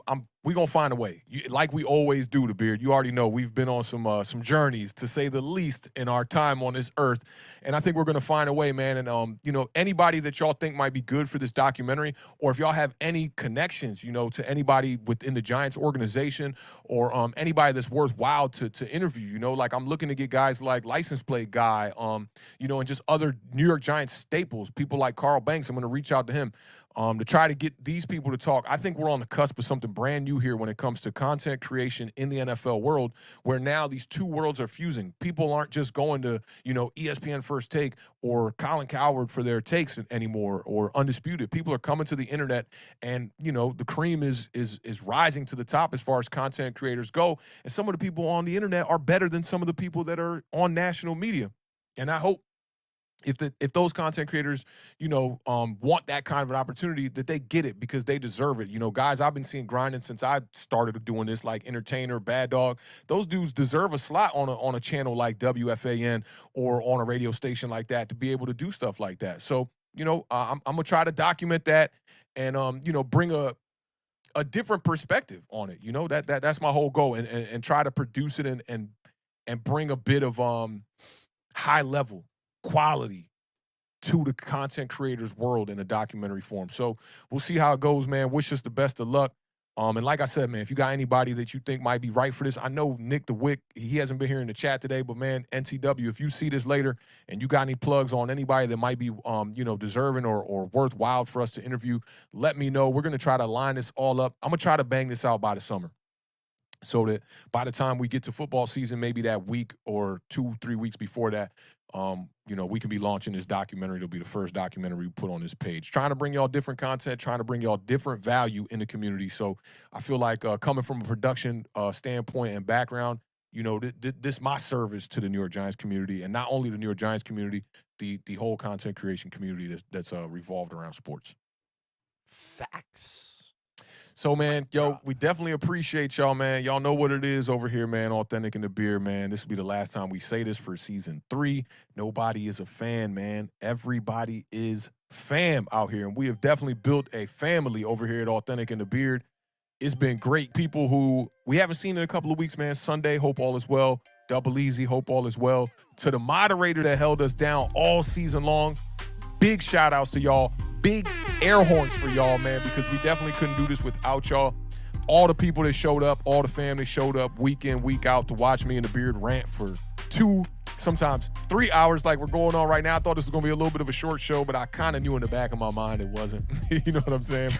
But we couldn't do this without all y'all, man. Like, y'all have opened my eyes to a new light, to a new passion, talk about sports in a different way.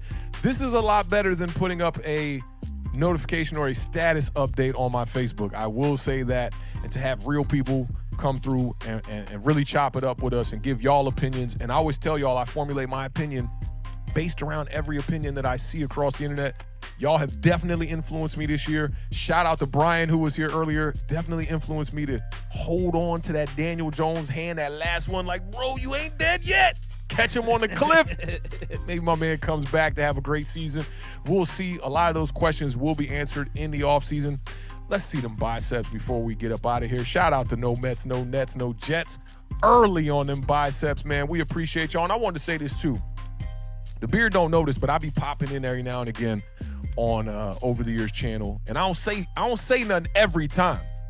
And I popped in there the other day and I just see, Waterfly, No Mets, No Nets. I see Jameson, with his typical banter from Jameson, and I see people trying to, keep him in check, same reasons why he don't got the wrench quite yet, he gonna get there though, right?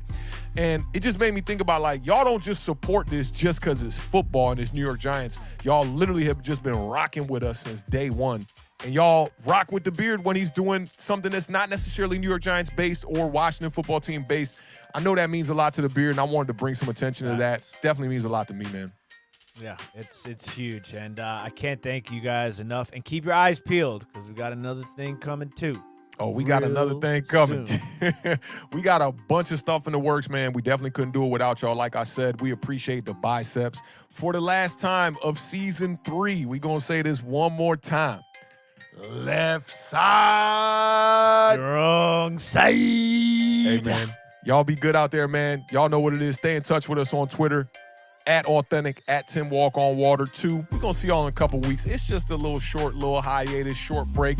I know it's going to be hard for a lot of Giants fans to rock with us in the offseason, but for those of y'all who can't get enough of New York Giants content or Washington football team content or content from the best division in football, y'all know what it is, man. Stay Washington tuned. Commanders. We haven't even said it yet. It's still season 3, bro. It's still season 3. All right, we got a little break before we gotta commit to the Commanders, and we are gonna do that. Y'all know what it is. You're gonna see some upgrades from the graphics department, and we're gonna get used to saying the Commanders 1,000%, man. And you're gonna see us raise the bar like we tell y'all to do after every episode. We're gonna raise the bar going into next season, and hopefully that yields more people getting some eyes on Awthentik and the Beard. Look for some more content that's actually pre-recorded. We went this whole season with no pre-recorded content, I believe, right? I think, yeah. None. Yeah, the Evan Ingram joint was last season, I believe. Yep. So we're definitely gonna bring some more pre-recorded content, man. And y'all, man, again, man, we really couldn't do this without y'all, man. We thank y'all from the bottom of our hearts, man. This has been a really good season for us on YouTube. Not so much for our teams, but it's been a really good season getting to know new people. And I see my man Kai 001 here, who we literally just met a couple of weeks ago, just popped up one day and here for good, man. Hope to see all of y'all next season. Prepare yourself. Season 4 is going to be a bit of a lift. Until then, y'all know what it is. Keep raising that bar. Keep living those dreams like my man Combat Jack would say in Technicolor and surround sound. Blow. Y'all be good, man. Deuce.